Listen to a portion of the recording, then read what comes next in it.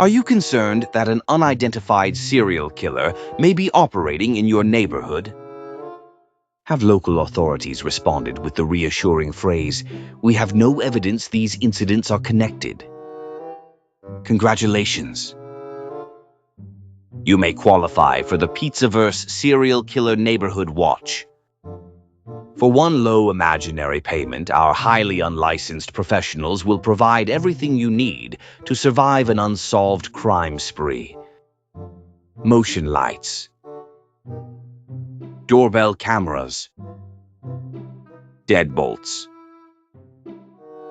a suspiciously large flashlight, and one Italian-American neighbor who has been staring through the blinds since 1987 and knows exactly who does and does not belong on this block. We also include our exclusive common sense survival package. See a mysterious van parked outside at 3 in the morning? Don't investigate it. Find an unidentified beverage sitting on a vending machine? Don't drink it. A stranger asks you to help move a couch into his windowless basement? Congratulations. You suddenly have somewhere else to be. And remember, if somebody tells you, "Don't worry, I'm harmless," statistically speaking, that sentence has never improved a situation. The Pizzaverse Serial Killer Neighborhood Watch. Because sometimes the difference between becoming a documentary viewer and becoming the subject of the documentary is knowing when to mind your damn business and lock the door. The Pizzaverse Serial Killer Neighborhood Watch is completely fictional and provides absolutely no actual security services. For real emergencies, contact legitimate authorities. For everything else, stay sharp. Stay skeptical. And for the love of God, stop picking up mysterious crap beside vending machines.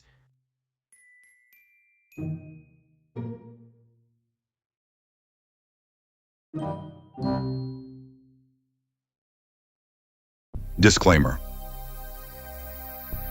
This documentary is presented for educational, historical, analytical, and seasonally unsettling purposes only. It does not glorify violence, celebrate murderers, diagnose strangers from a distance, or encourage anybody to turn a trench coat and a bad attitude into a personality. The cases discussed involve real victims, real families, unresolved investigations, disputed theories, incomplete evidence, and enough jurisdictional confusion to make a filing cabinet burst into flames.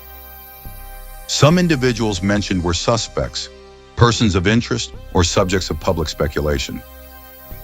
Suspicion is not proof, an accusation is not a conviction, and a creepy nickname invented by the media is not a legal identity. Where facts remain uncertain, this documentary says so. Where authorities disagree, this documentary says so. Where the internet confidently solved the case using a blurry photograph, 3 arrows, and a Reddit comment from 2014, this documentary respectfully backs away from the table.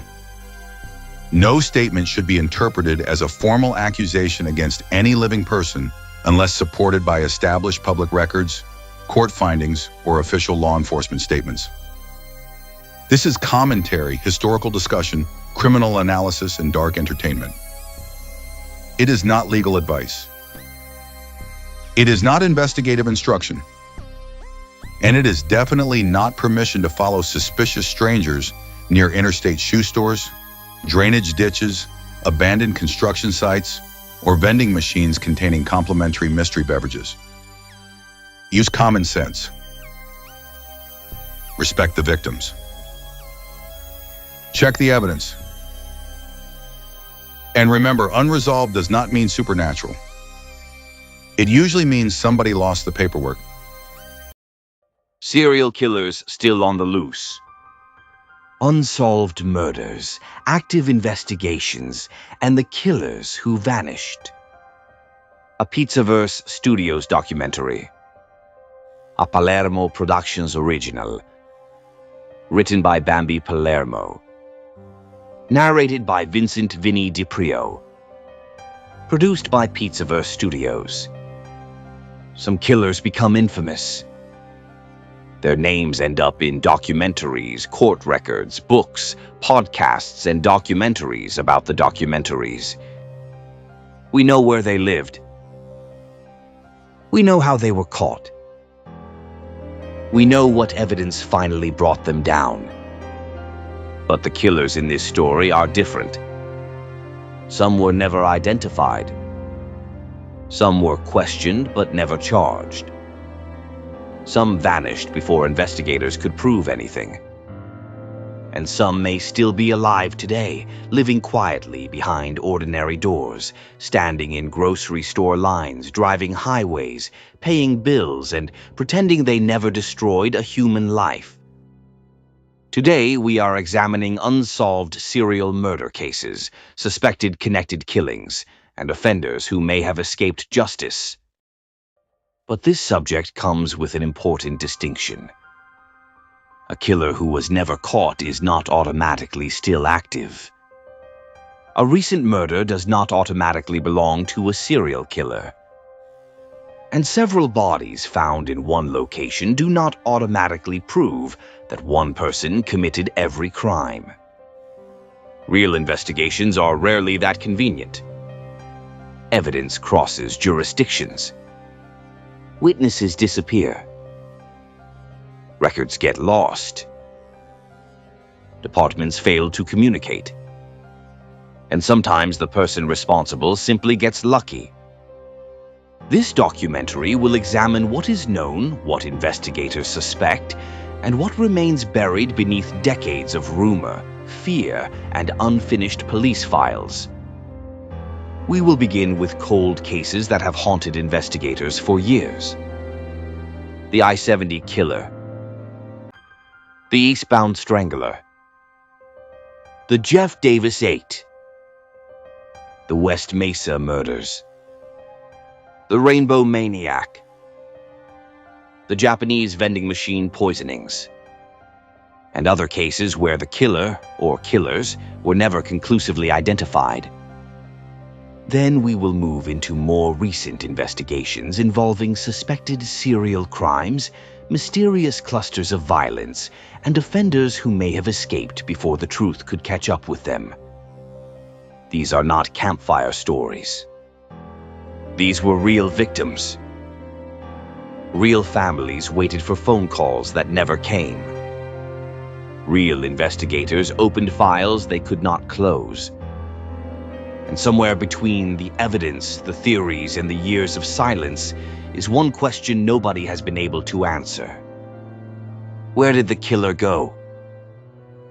Ladies and gentlemen, welcome to the Pizzaverse. Lock the doors. Check the receipts. And keep one eye on the interstate. Because today we are talking about serial killers who may still be on the loose. The I-70 killer. The year is 1992. You're working alone at a small retail store when a man walks inside. He doesn't say much. At first, nothing about the situation necessarily screams danger. He's just another customer walking through the door. But something isn't right. At some point, you realize this man isn't interested in shopping. Before you can completely understand what's happening, there's a gun. And within moments, an ordinary day at work becomes a murder scene. Unfortunately, scenarios very much like this played out during the series of murders attributed to the unidentified offender who became known as the I-70 killer. The nickname came from the geography of the crimes. A series of shootings occurred in small businesses located near Interstate 70, one of America's major east-west highways, stretching from Utah all the way to Maryland. And that highway gave an unidentified murderer something incredibly useful: mobility. The core series of murders attributed to the I-70 killer occurred during 1992. Additional shootings outside that original series have sometimes been investigated for possible connections, including crimes occurring later in the 1990s and in 2001. But those additional connections have never been definitively established. What convinced investigators that several of the original crimes were connected was their remarkable similarity. The victims were generally employees working in small retail businesses. They were often working alone. The attacks were quick. The weapon associated with the original series was a .22 caliber firearm, and robbery did not appear to provide a convincing explanation for the killings. There was no obvious financial motive that could adequately explain why these people were being murdered. That left investigators confronting a much more disturbing possibility. The killing itself may have been the objective. There were exceptions to the pattern. Although most of the victims were women, men were also killed. In one incident, 2 people were murdered inside the same business. That demonstrated something important about the offender. Whatever pattern investigators believed he was following, it wasn't an absolute rule. If circumstances changed, apparently so could he. At least 6 murders are generally associated with the original I-70 killer series, while additional shootings have been investigated as potentially connected. And unlike some historical serial murder cases where investigators were working with little more than witness statements and newspaper clippings, these crimes happened in the modern era. There were eyewitnesses. There were crime scenes. There was ballistic evidence. There were composite sketches. There were multiple police departments trying to identify the same man. And somehow he disappeared.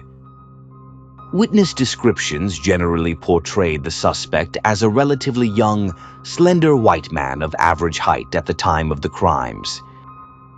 Composite drawings were distributed. Investigators compared cases. Decades passed. Still no definitive identification. And that's where this story becomes particularly unsettling. If investigators' estimated age for the offender was reasonably accurate, it is entirely possible that the I-70 killer could still be alive today. But there's an important distinction. We do not know that he is still killing. He may have stopped. He may have died. He may have been arrested for an unrelated crime. He may have moved somewhere else. Or he may have changed his behavior enough that later crimes were never connected to the original series. Serial killers do not receive retirement paperwork. Nobody sends investigators a postcard saying, "Had a good run, taking up gardening."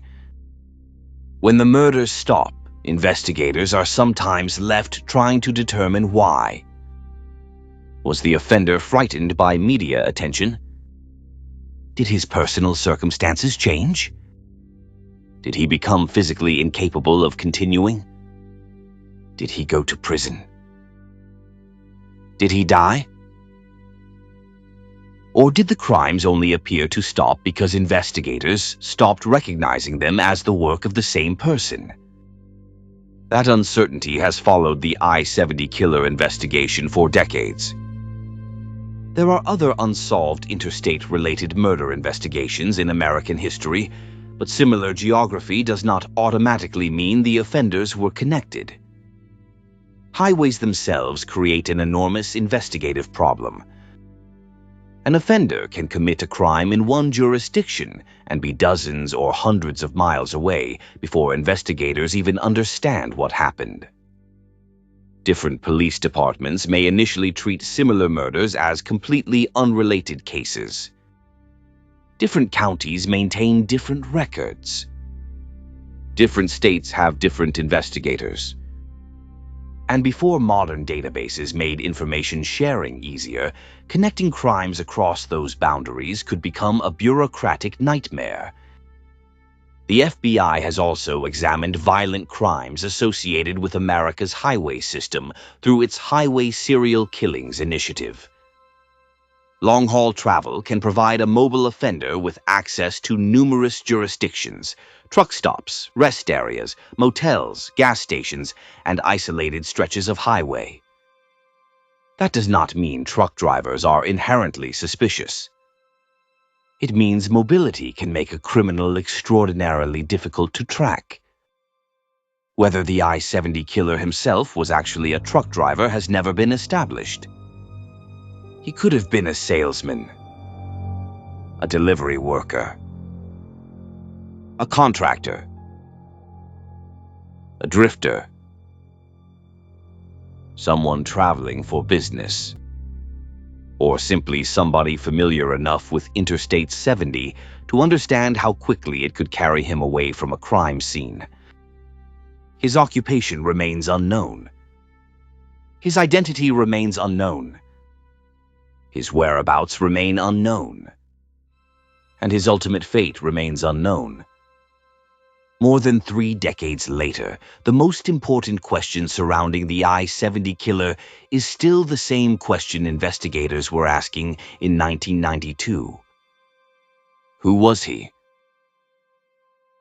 Because somewhere along one of America's busiest interstate corridors, a man walked into ordinary businesses, murdered ordinary people, walked back outside, and disappeared into the country. No dramatic final confrontation. No courtroom. No confession. No definitive answer. Just a composite sketch, a collection of cold cases, and an interstate stretching thousands of miles across America. The I-70 killer didn't need to disappear into the wilderness. He disappeared into traffic. The Eastbound Strangler. November 2006. Just outside Atlantic City, New Jersey. Behind a row of businesses along the Black Horse Pike in Egg Harbor Township sits a drainage ditch. It isn't somewhere most people would have any reason to visit. And that may have been exactly the point. A woman staying at the nearby Golden Key Motel was walking in the area when she discovered something suspicious and contacted authorities. What investigators eventually found turned an ordinary drainage ditch into one of the most disturbing crime scenes in New Jersey history. 4 women were dead. Their names were Barbara Bredor, Molly Jean Diltz, Tracy Ann Roberts, and Kim Raffo. They had not simply been discarded randomly. The positioning of their bodies immediately caught investigators' attention. The women had been placed face down in the same general area. Their heads were generally oriented toward the east. They were clothed, but their shoes and socks were missing. And investigators determined that the women had been strangled. Those similarities eventually produced one of the more unsettling nicknames attached to an unidentified killer: the Eastbound Strangler. But behind the nickname were 4 real women. Women whose lives had become difficult long before somebody decided to end them. Several had struggled with addiction. Several were involved in sex work. They existed in circumstances that made them particularly vulnerable to predators. And unfortunately, vulnerability is something serial offenders have historically exploited. People living unstable lives can disappear without immediately generating headlines. Their movements can be difficult to reconstruct. Witnesses may be reluctant to speak with police. And an offender may believe, correctly or incorrectly, that targeting marginalized people gives him additional time before anybody realizes something is wrong. But somebody eventually realized something was very wrong in Egg Harbor Township. 4 bodies. 1 drainage ditch. Similar positioning. Similar circumstances. And 1 enormous question. Who put them there? Investigators began reconstructing the victims' final days. They examined their relationships, their movements, the people they encountered, the places they frequented. And inevitably, theories began multiplying. Was the killer somebody the women trusted? Was he a stranger? Did he meet them individually? Did he deliberately choose victims from Atlantic City's sex work community because he believed their disappearances would receive less attention? Did he live nearby? Did he work nearby? Did he simply know the area? Or was the location nothing more than a convenient dumping ground? Those questions remain questions.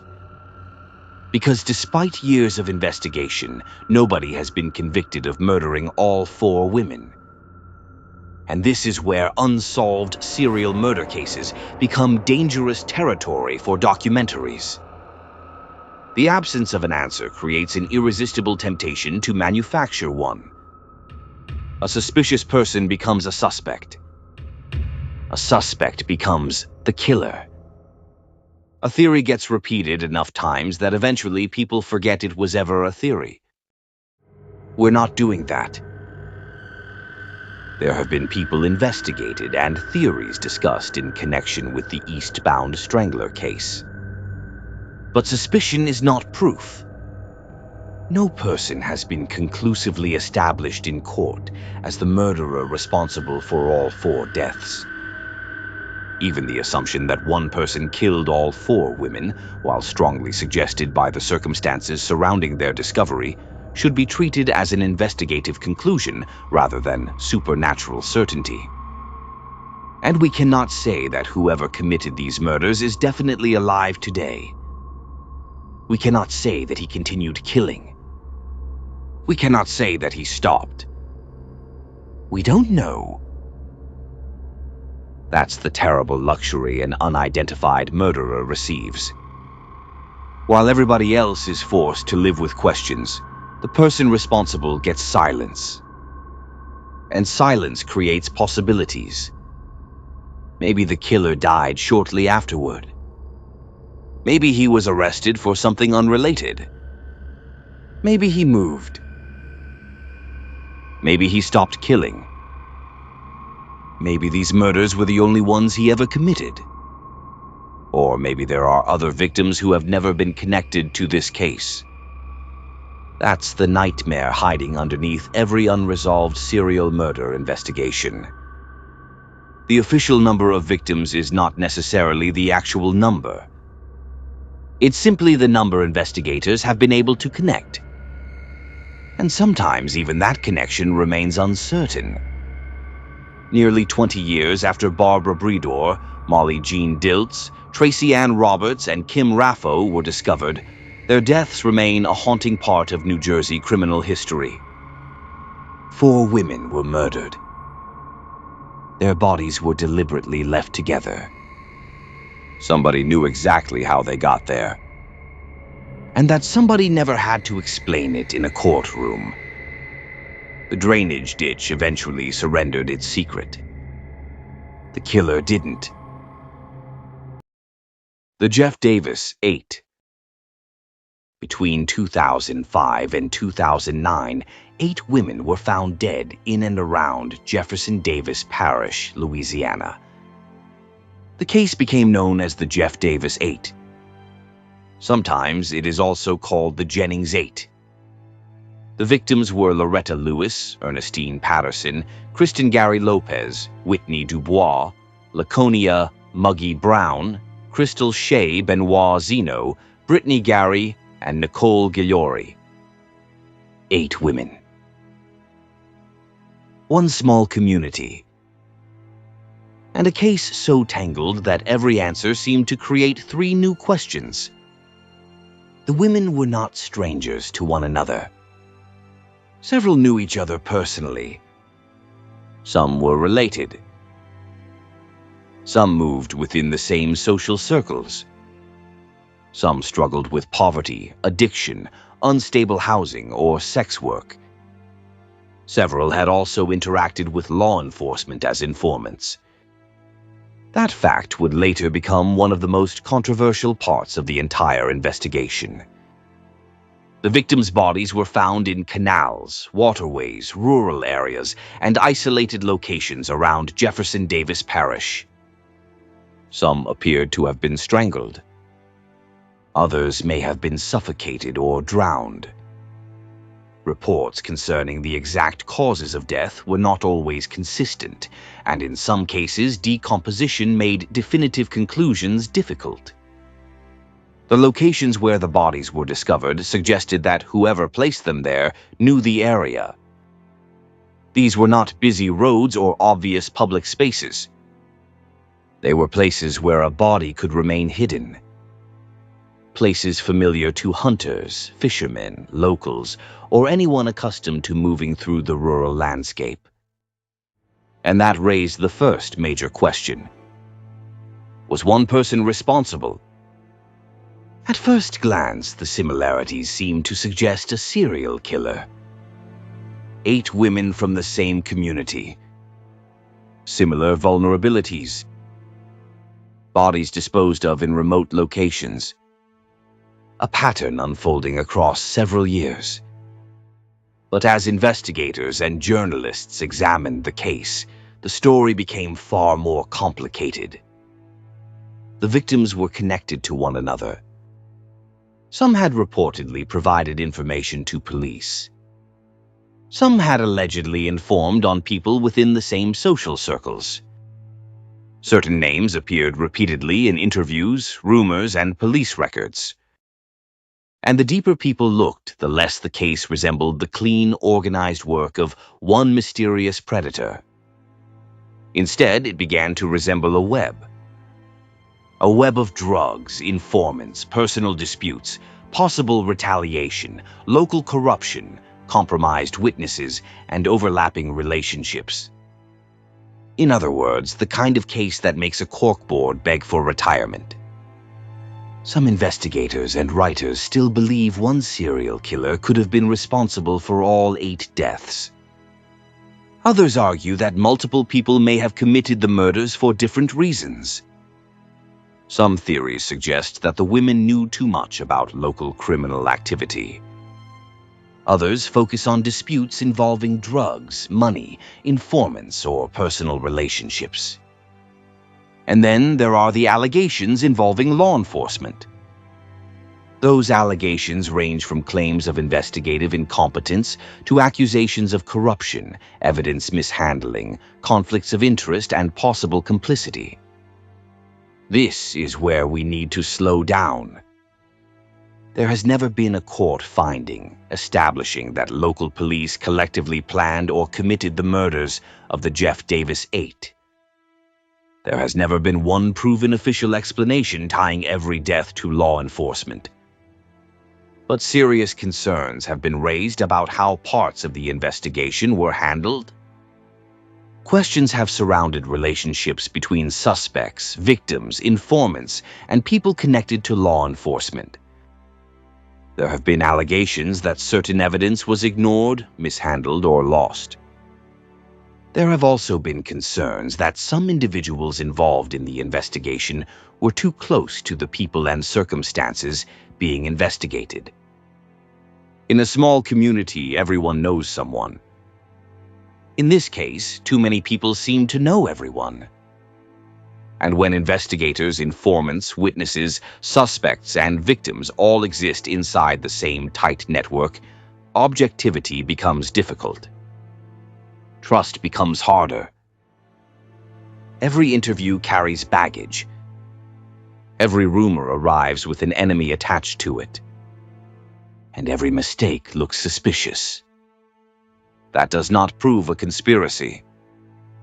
But it does create the perfect environment for one to be suspected. The Jeff Davis 8 case also forces us to confront a familiar and ugly pattern. The victims were poor. Several struggled with addiction. Some were involved in sex work. And because of that, people sometimes spoke about them as though their lives were less valuable or their deaths were somehow inevitable. They were not. Whatever difficulties these women faced, none of them deserved to be murdered. Their circumstances made them vulnerable. They did not make them disposable. That distinction should not need to be explained, but apparently civilization enjoys needing reminders. The case received national attention through investigative journalism, books, documentaries, and television coverage. Each new examination brought additional witnesses, theories, timelines, and accusations. But attention did not produce a conviction. No person has been found guilty of murdering all 8 women.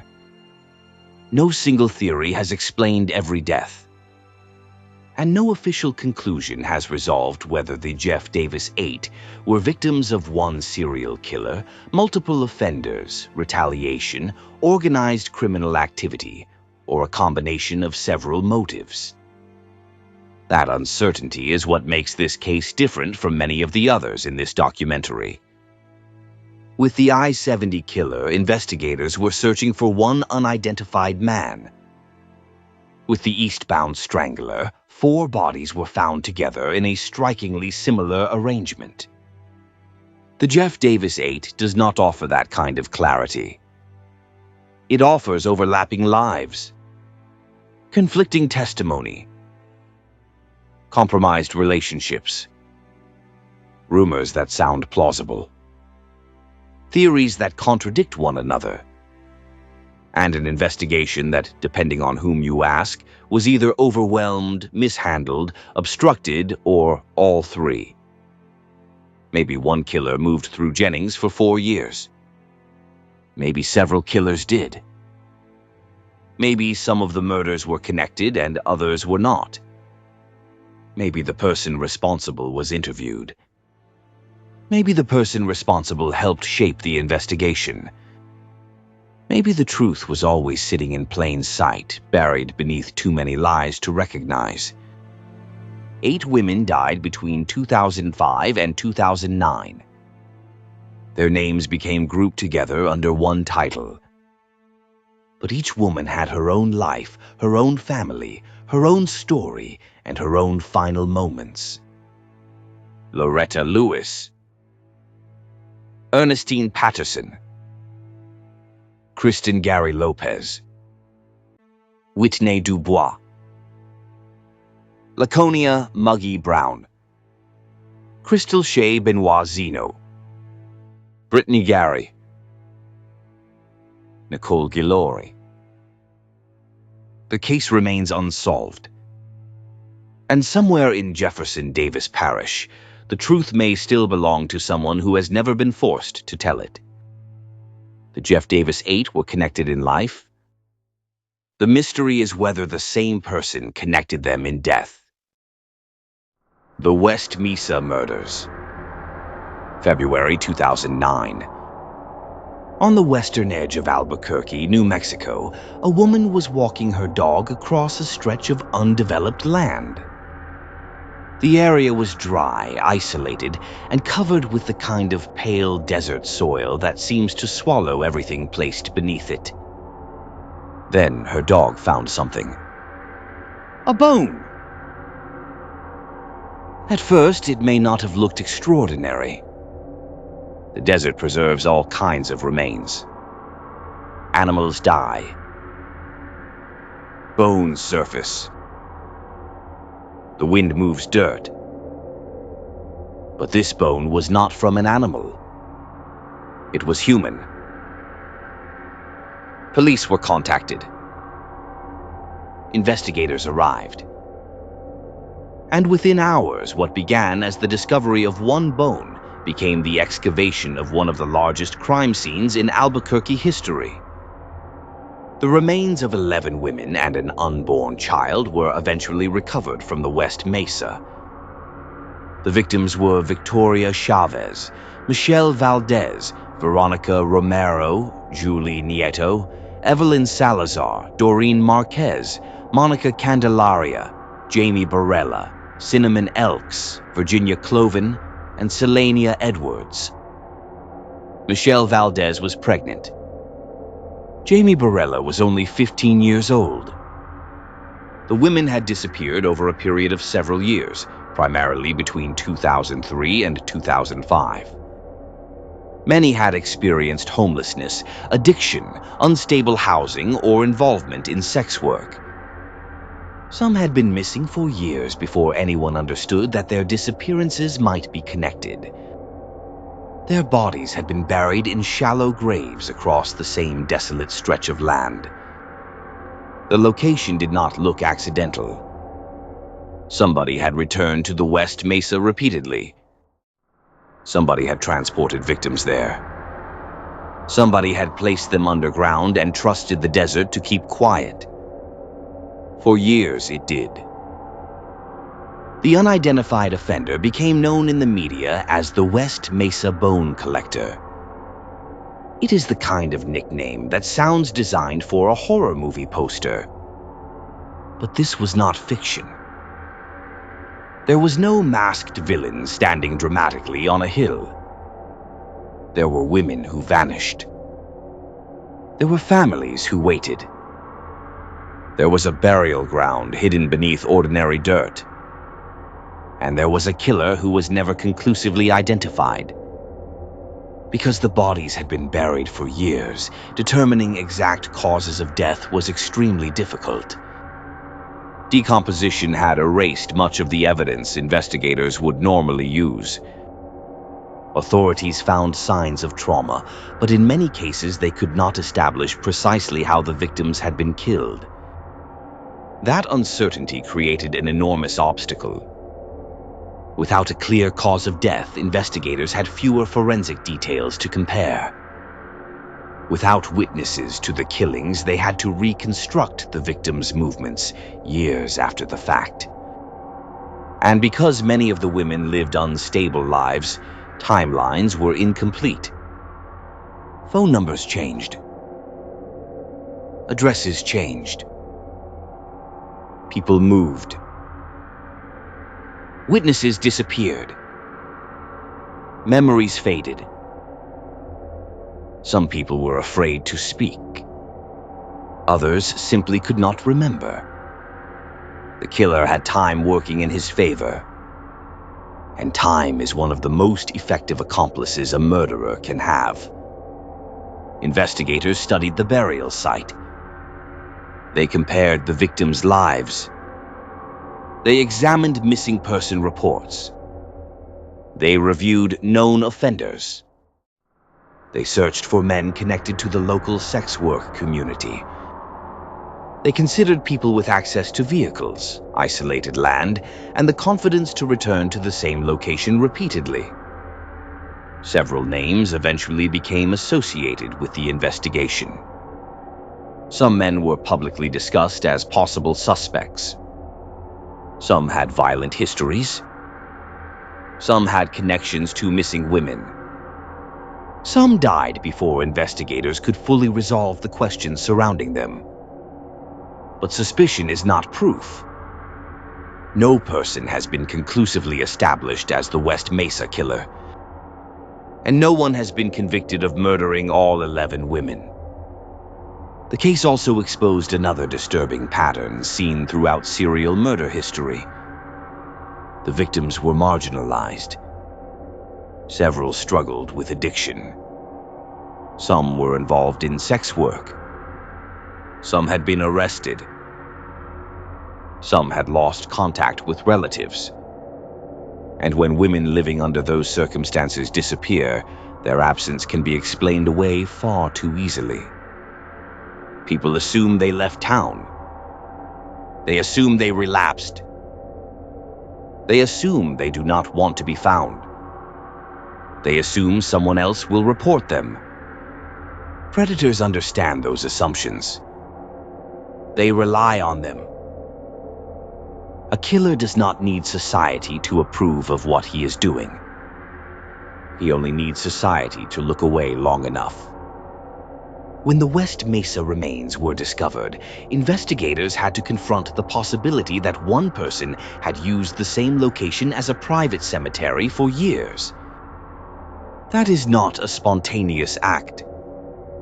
It requires planning, transportation, knowledge of the area, and enough confidence to believe that returning would not result in capture. The West Mesa was undeveloped when the burials occurred. Construction later changed the landscape. Roads expanded. Homes appeared. The city moved closer. And the ground that had hidden the victims began giving them back. That timing may have been the only reason the burial site was ever discovered. Had development never reached that area, the remains might still be beneath the desert today. That thought should make anyone uncomfortable. Because every unidentified burial ground begins as land nobody has searched yet. The discovery generated national attention. The victims' photographs appeared in newspapers and on television. Their families demanded answers. Investigators formed task forces. Rewards were offered. Tips arrived. Theories multiplied. But years passed without an arrest. And with each passing year, the possibility of a complete resolution becomes more difficult. Witnesses age. Evidence degrades. Suspects die. Records disappear. And the person responsible, if still alive, gains another year of distance from the crimes. We cannot say with certainty that the West Mesa killer is alive today. We cannot say that he continued killing after 2005. We cannot say that every missing woman from Albuquerque during that period belongs to this case. And we cannot say that the burial site held every victim. The 11 women recovered from the West Mesa are the victims investigators found. That does not necessarily mean they were the only victims. It means the desert surrendered 11 names. There may have been others buried somewhere else. There may have been victims whose remains were never recovered. There may have been crimes that were never connected. That possibility follows every unsolved serial murder case. The known number is not always the final number. Sometimes it is only the number the ground was willing to reveal. The West Mesa murders remain unsolved.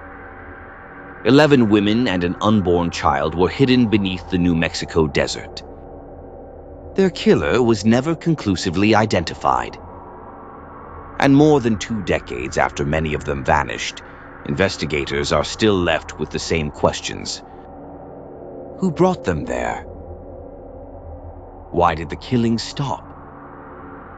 And did they actually stop at all? The desert kept the killer's secret for years. Then it gave back the victims. It has not yet given back the name. The Rainbow Maniac. Between 2007 and 2008, a series of murders in and around Carapicuíba, São Paulo, Brazil, created fear throughout the region's LGBTQ community. The victims were predominantly gay men. Several had been shot. Some were discovered in or near public parks and isolated areas known as meeting places for gay men. The circumstances led investigators to consider a terrifying possibility. Somebody might have been deliberately hunting victims because of their sexual orientation.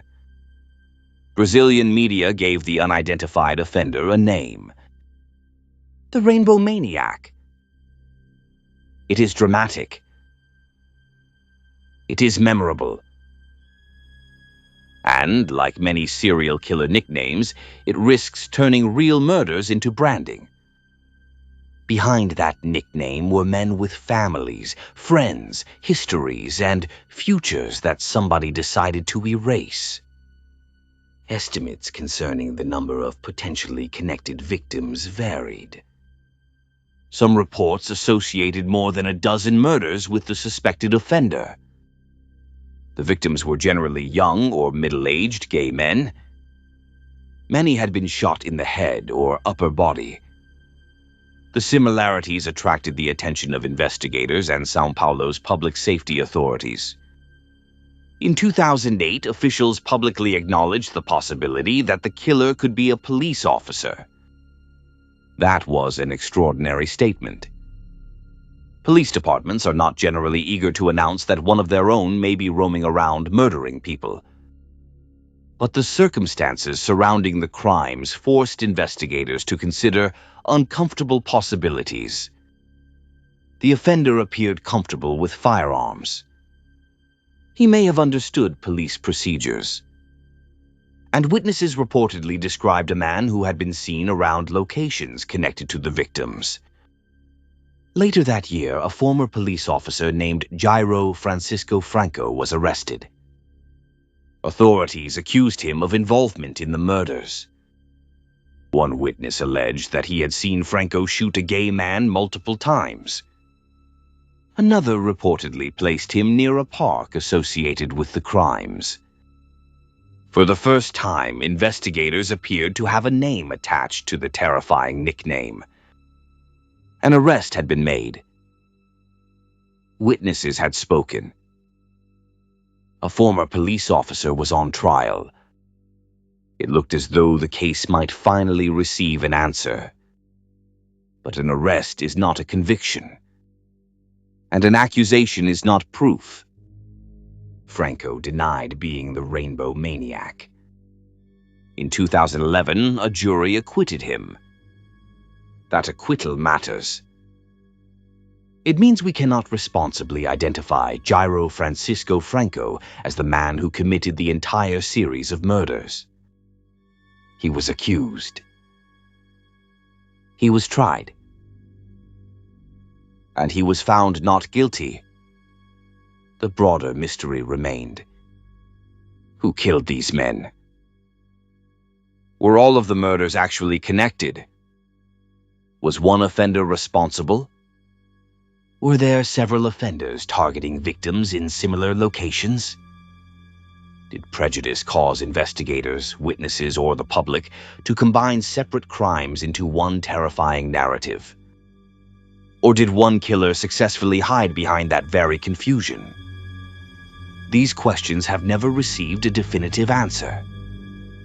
And the Rainbow Maniac case demonstrates another problem that appears repeatedly in unsolved serial murder investigations. When victims belong to a marginalized community, the investigation can become entangled with prejudice.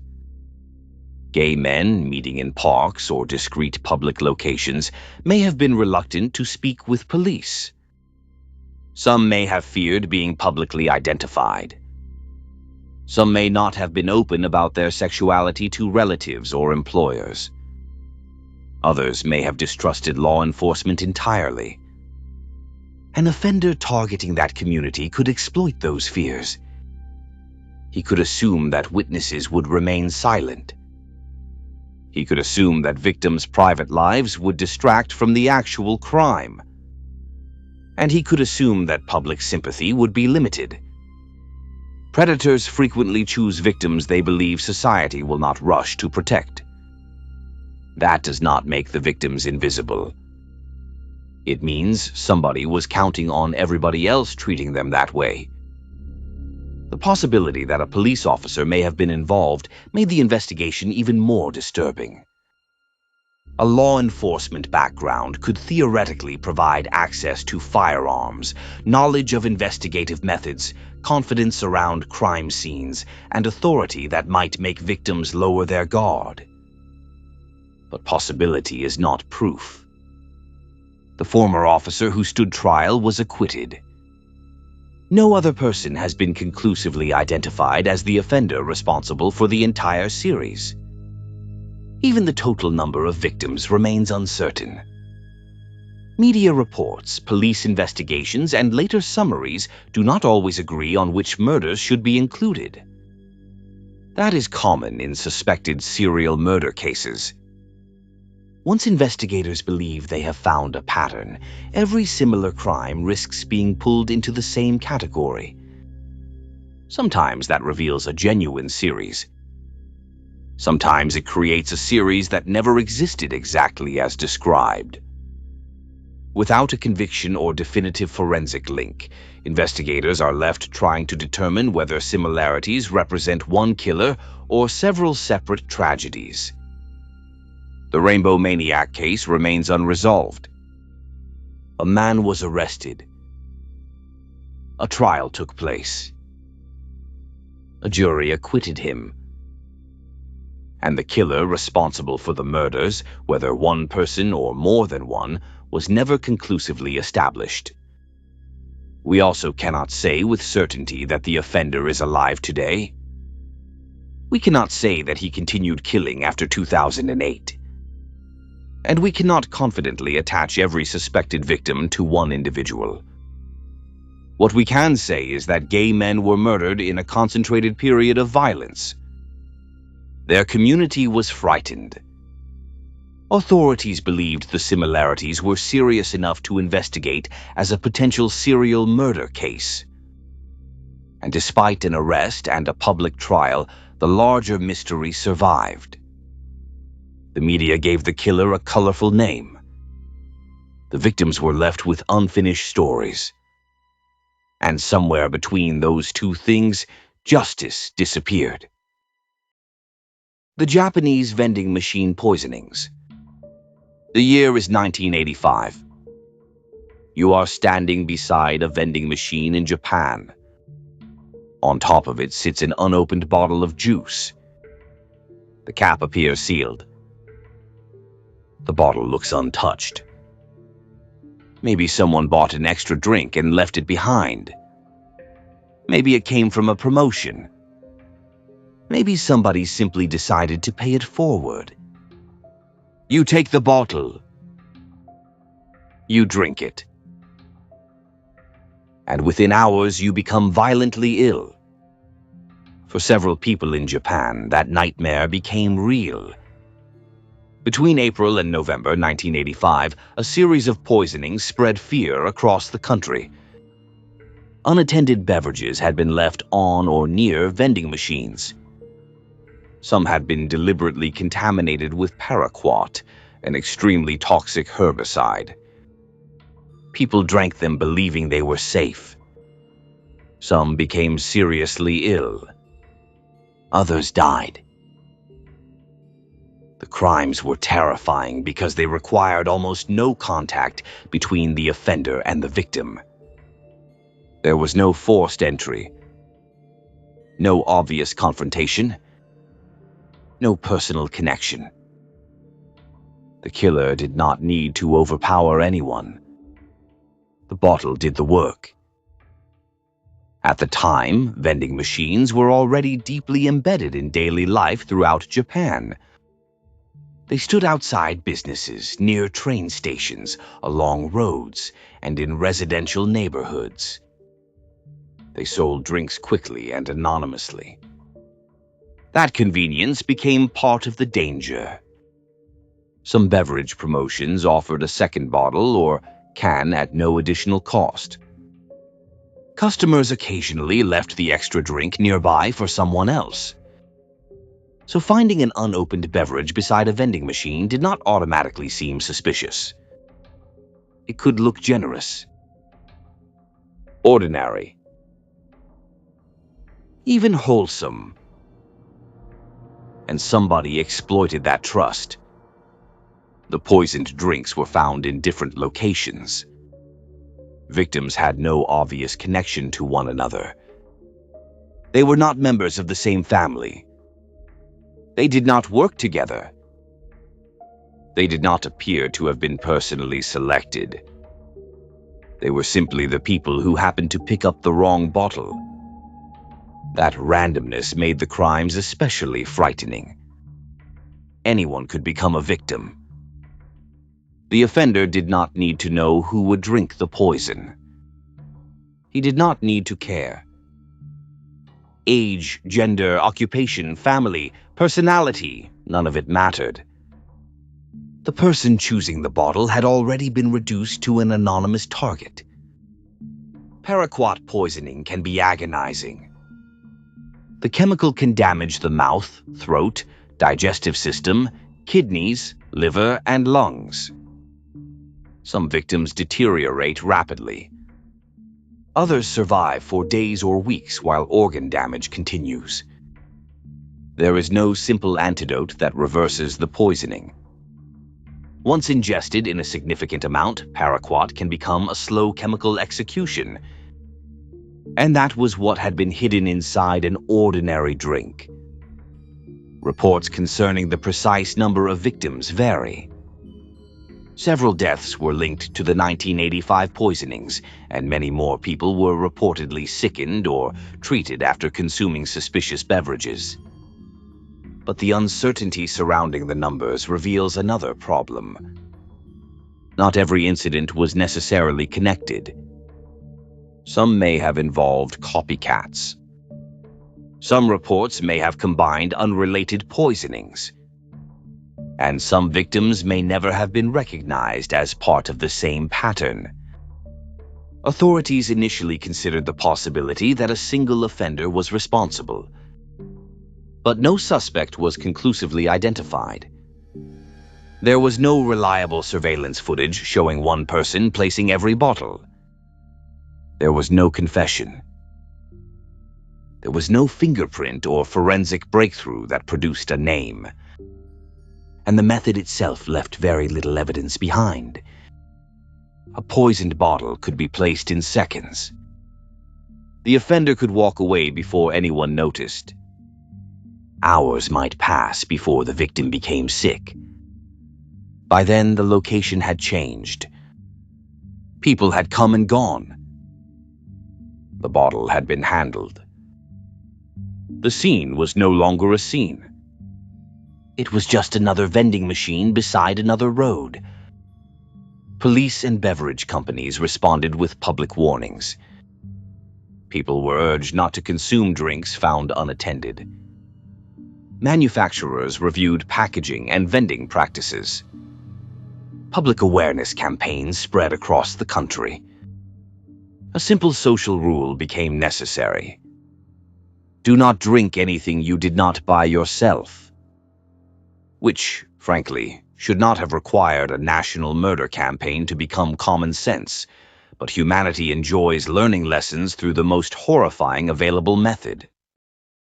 The warnings helped reduce the immediate danger, but they did not answer the central question. Who poisoned the bottles? One person may have begun the series. Other people may have copied the method after learning about it through the media. The crimes may have been committed by several unrelated offenders. That uncertainty is why describing the case as the work of one confirmed serial killer would be misleading. There may have been one killer. There may have been several. And the media attention itself may have encouraged imitation. Copycat crimes create an enormous challenge for investigators. Once a method becomes public, anyone can repeat it. The original offender disappears into a crowd of imitators. New incidents resemble the first crimes but carry none of the same evidence. Investigators are forced to decide whether they are following one person, several people, or a public panic attaching unrelated cases together. The vending machine poisonings also revealed how easily ordinary objects can become weapons. A bottle of juice does not look threatening. It does not create fear. It does not run toward you in a dark parking lot. It waits. And that patience is part of what makes poisoning so disturbing. The victim participates without realizing it. They open the bottle. They take the first sip. They unknowingly carry the poison inside themselves. The offender may already be miles away. Later poisoning incidents involving beverages occurred in Japan, including cases decades after 1985. But those later incidents should not automatically be linked to the original series. A similar method does not prove the same offender. Paraquat had already become widely known as a poison. Once the method entered public awareness, it no longer belonged to one person. Because the original poisonings occurred more than 40 years ago, it is impossible to confidently claim that the person responsible is still alive today. The offender may have died. They may have been imprisoned for another crime. They may have stopped. Or the poisonings may never have been the work of one person in the first place. The case remains frightening not because we know a serial killer escaped. It remains frightening because we do not know who was responsible, how many people were involved, or whether the full number of victims was ever identified. No dramatic chase followed. No courtroom revealed the motive. No aging killer confessed from a hospital bed. The poisoning simply stopped. And Japan was left with dead victims, frightened citizens, and a permanent suspicion of any unopened bottle sitting where it did not belong. The offender did not need a weapon anyone could see. He only needed a bottle, a toxic chemical, and the certainty that eventually somebody would trust the wrong gift. The Danilovsky maniac. Russia has produced some of the most infamous serial murder cases in modern criminal history. But not every killer became famous. Some remained little more than a police file, a regional nickname, and a trail of unanswered questions. One of those offenders became known as the Danilovsky maniac. The crimes were associated with Cherepovets, a city in Russia's Vologda region. The killer is suspected of murdering multiple women and girls over a period spanning several years. Reports differ on the exact timeline. Some place the earliest possible crimes in the late 1990s. Others focus on murders committed between 2004 and 2007. Additional cases occurring as late as 2010 have sometimes been investigated for possible connections. That uncertainty is common in unresolved serial murder cases. Investigators may strongly suspect that several crimes belong to one offender, but suspicion is not the same as proof. The nickname came from the Danilovsky area, where several victims were reportedly discovered near an abandoned construction site. Construction sites provided the killer with something useful: isolation. Unfinished buildings and undeveloped land can remain empty for long periods. Workers come and go. Materials are moved. Ground is disturbed. And in the spaces between active shifts, almost nobody is watching. The killer primarily targeted women. Some of the victims were minors.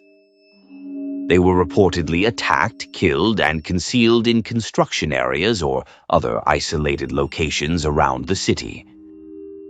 The method suggested somebody who understood how to use unfinished spaces to hide evidence. Someone familiar with the city. Someone comfortable moving through locations that most people would avoid. And possibly someone who knew when those locations would be empty. Investigators believe the offender may have been active for years. At least 7 killings have commonly been associated with the case, while some accounts have suggested a larger number of possible victims. But the exact total remains uncertain. There is no conviction establishing one official number.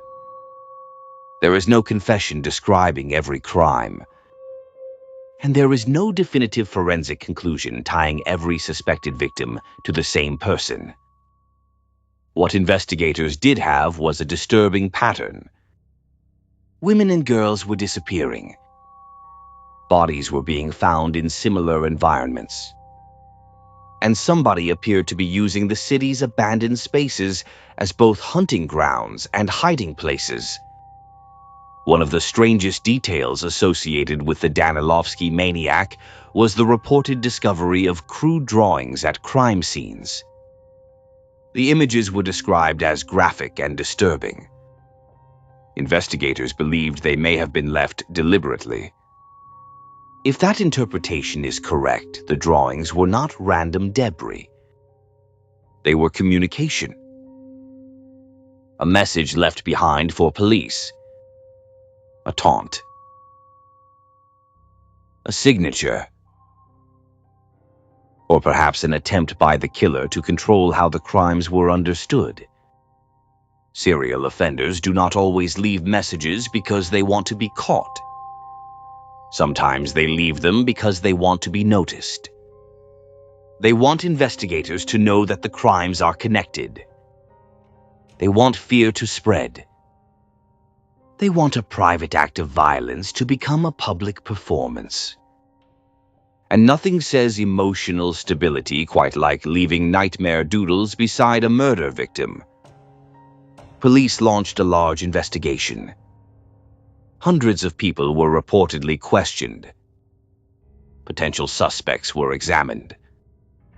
Authorities offered a substantial reward for information.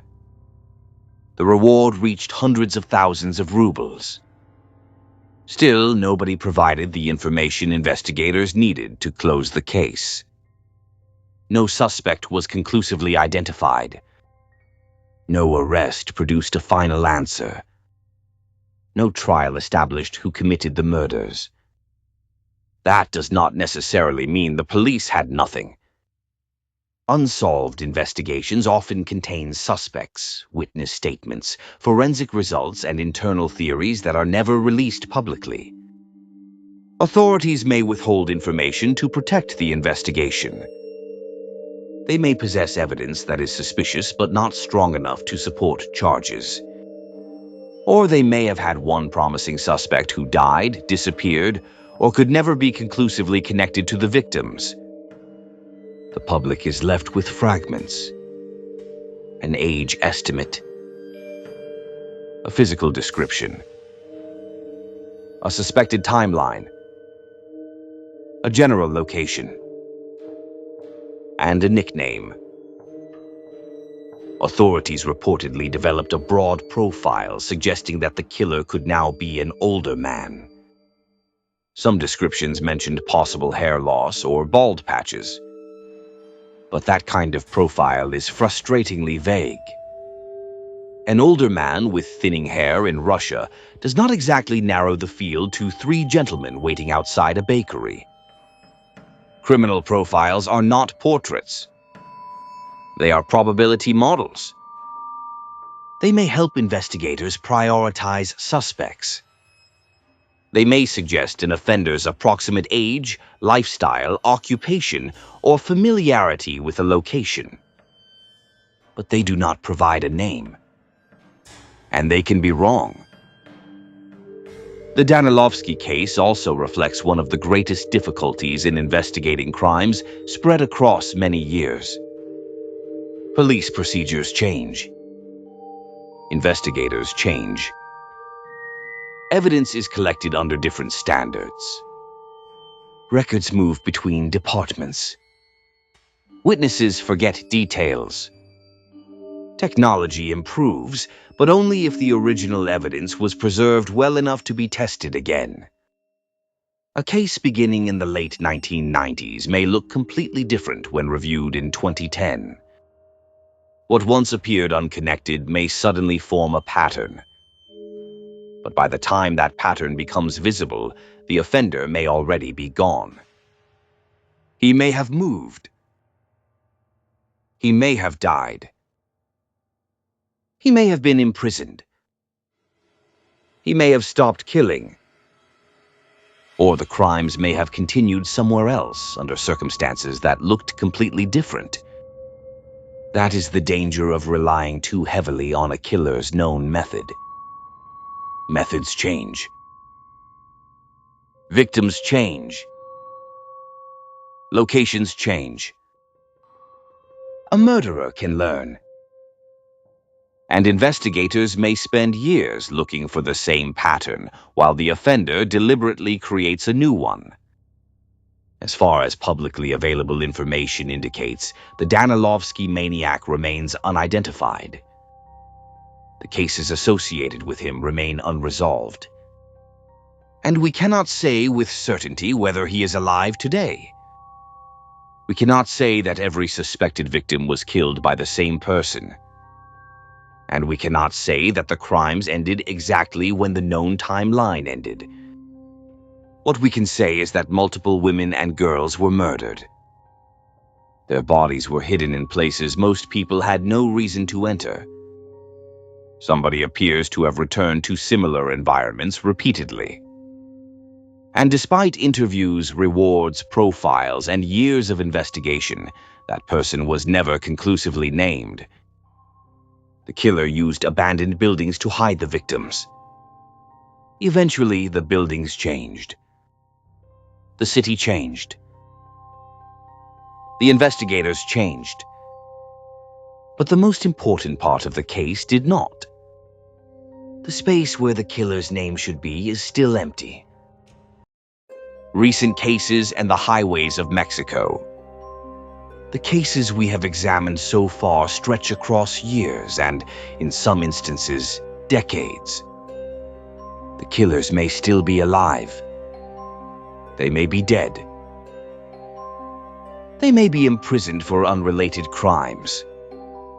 And some of the supposed series may eventually prove to involve more than one offender. That is the frustrating nature of unresolved serial murder. Investigators often recognize the full pattern only after the crimes have stopped.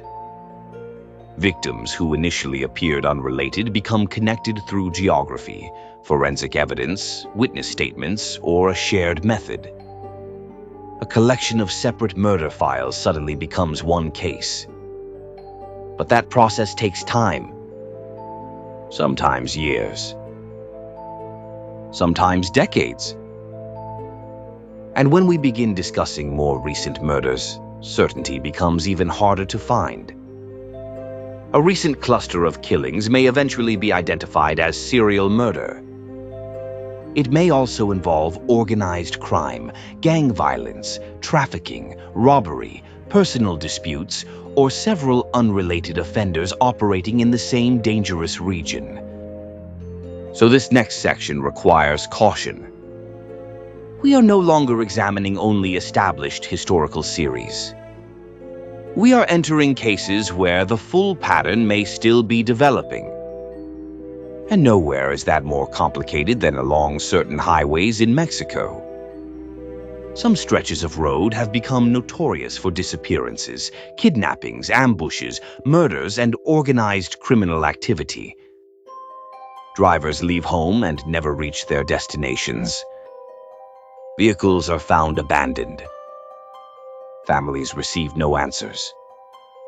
And bodies are sometimes discovered miles away from where the victims were last seen. The violence can appear random.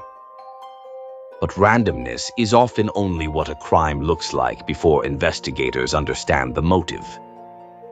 Mexico's highways carry commercial traffic, tourists, local workers, migrants, families, and long-distance travelers.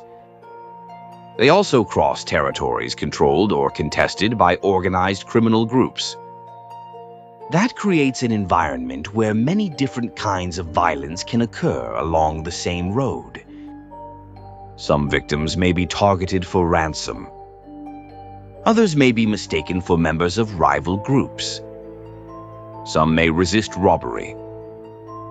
Some may witness something they were never supposed to see. Others may simply be in the wrong place at the wrong time. And hidden somewhere inside that chaos There may also be individual predators. That possibility is what makes these highways especially terrifying. Organized violence creates camouflage. If dozens of people disappear in a region already associated with cartel activity, an individual serial offender could theoretically operate without immediately drawing attention. Investigators may assume the crime was connected to organized crime. Organized criminals may assume a rival group was responsible. Families may receive conflicting explanations. And the actual offender disappears behind the reputation of the area. The violence itself becomes an alibi. One notorious stretch has been described in media reports as a highway of death. Reports have connected numerous murders, disappearances, kidnappings, and attacks to the road and surrounding region. But the numbers vary significantly depending on the source, the time period being examined, and which crimes are included. That is why claims that one specific number of people were definitely murdered by one serial killer should be treated with extreme caution. There is no established evidence that every death along the highway was committed by the same person. In fact, investigators generally believe that organized criminal groups are responsible for much of the violence. But that does not necessarily eliminate the possibility of lone offenders operating within the same environment.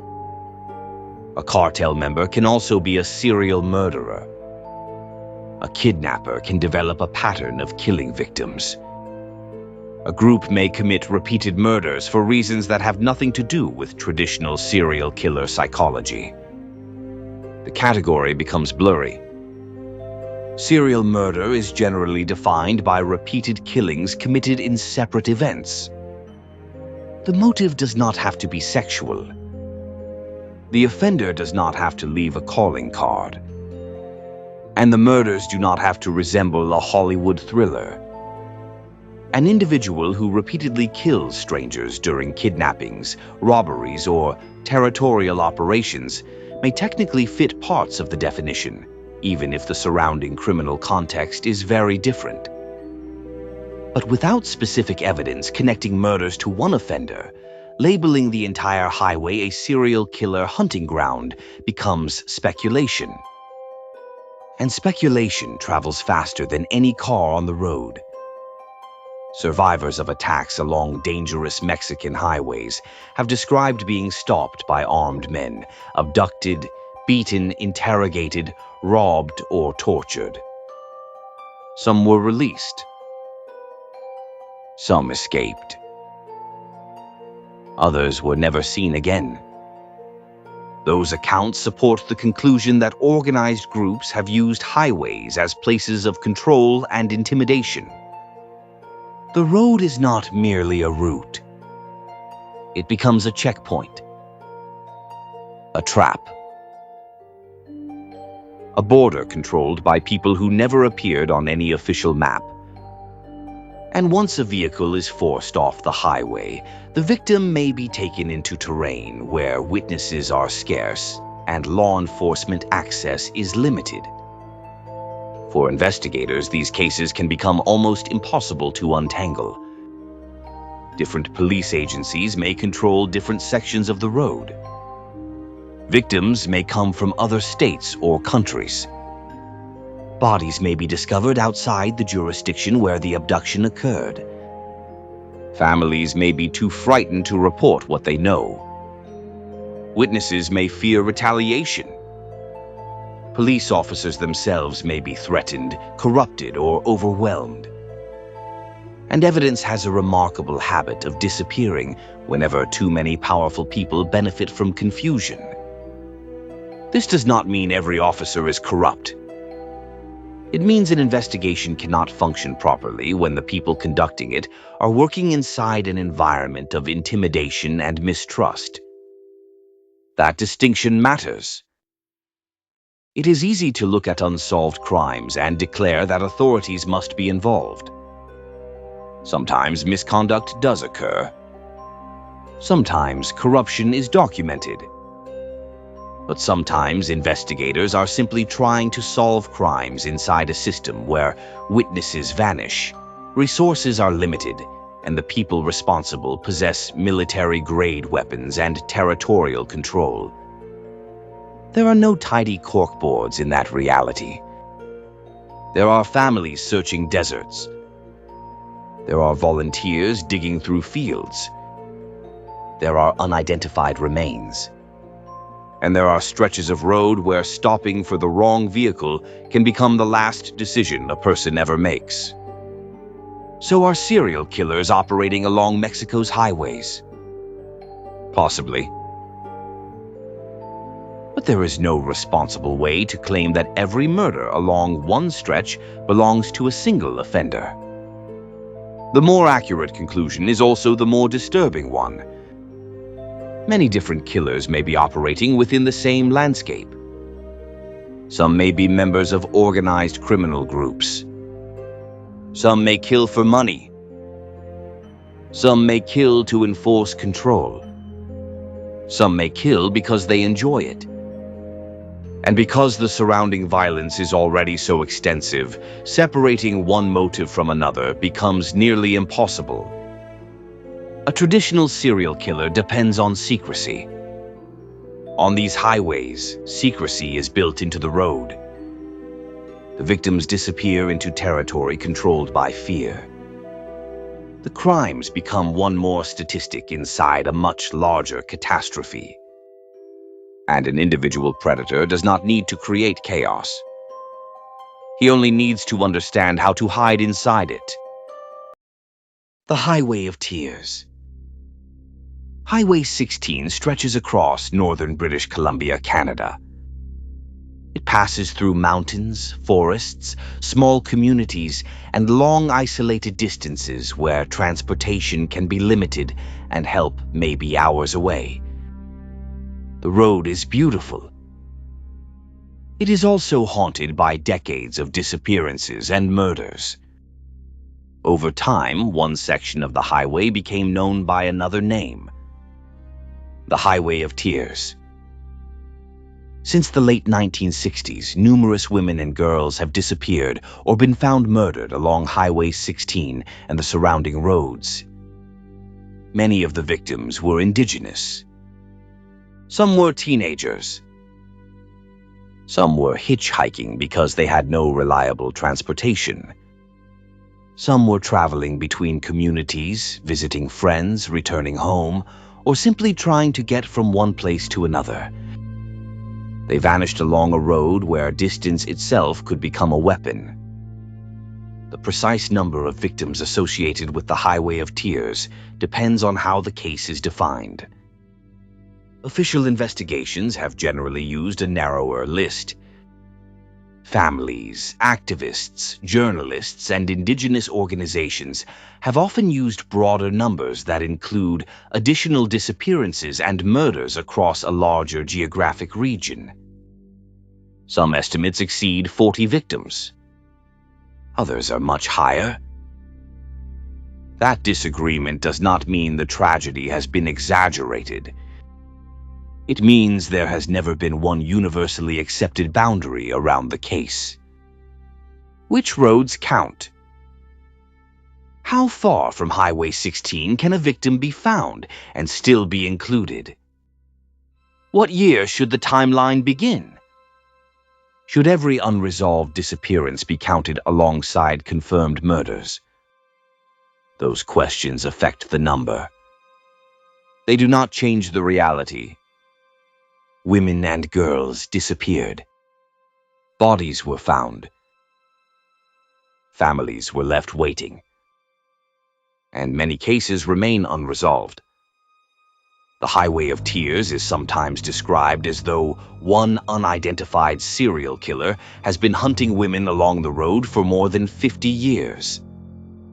That description is almost certainly too simple.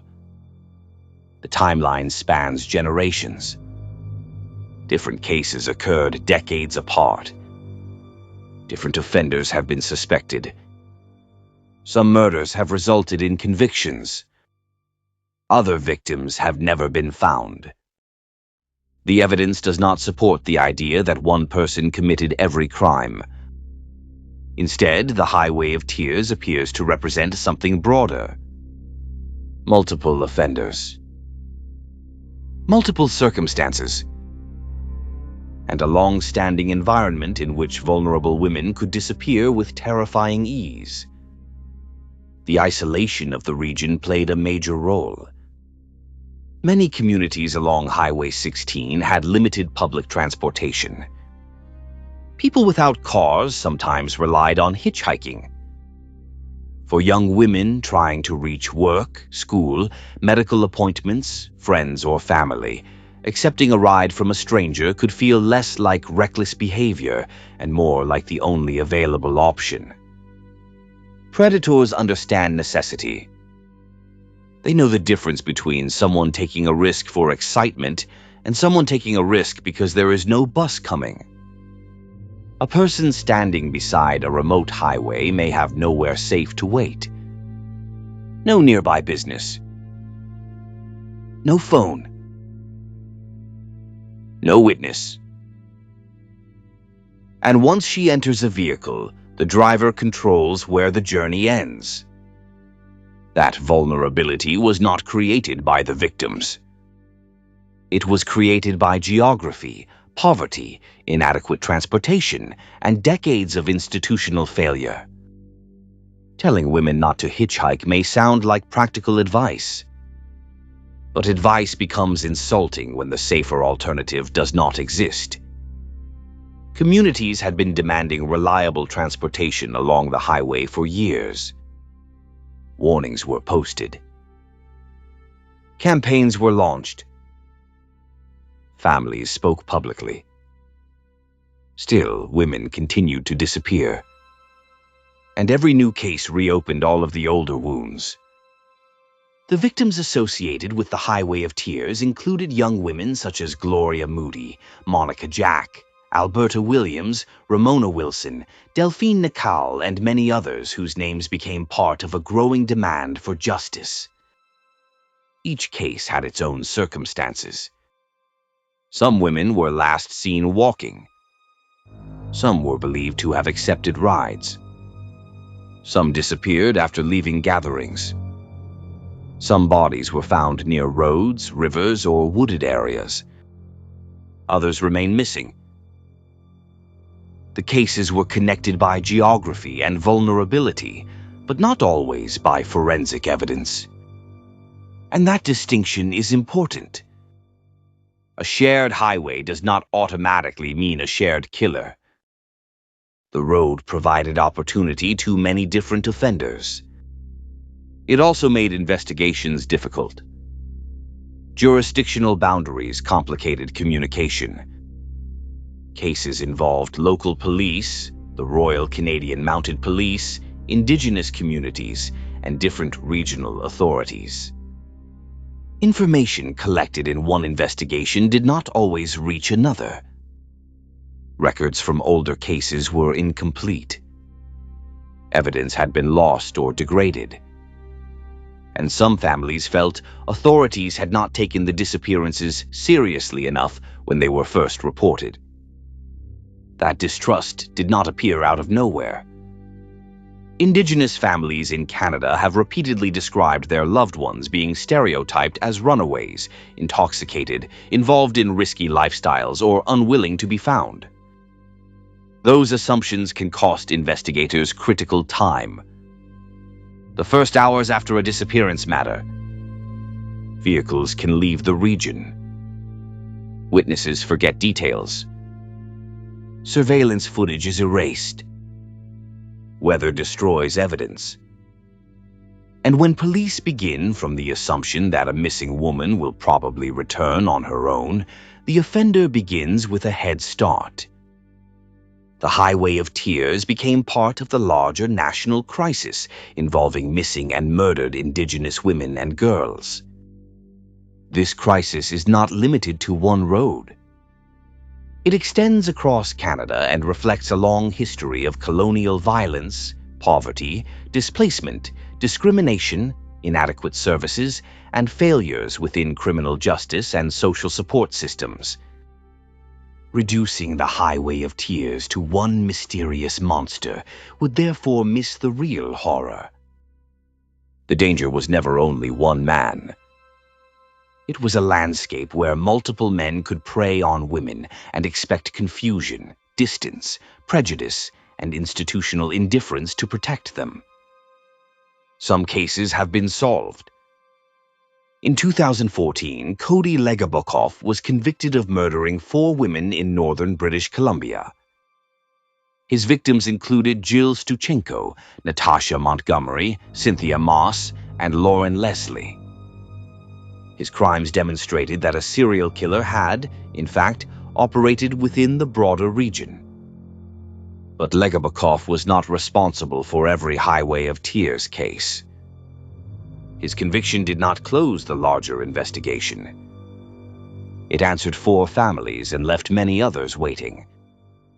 Other offenders have been linked to individual cases. American serial killer Bobby Jack Fowler was connected through DNA evidence to the 1974 murder of Colleen McMillan. Investigators also examined whether he may have been responsible for additional victims. But again, one identification did not solve the entire mystery. This is why the phrase, "the Highway of Tears killer," can be misleading.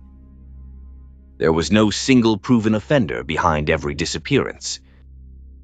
There were killers. Plural. Some known.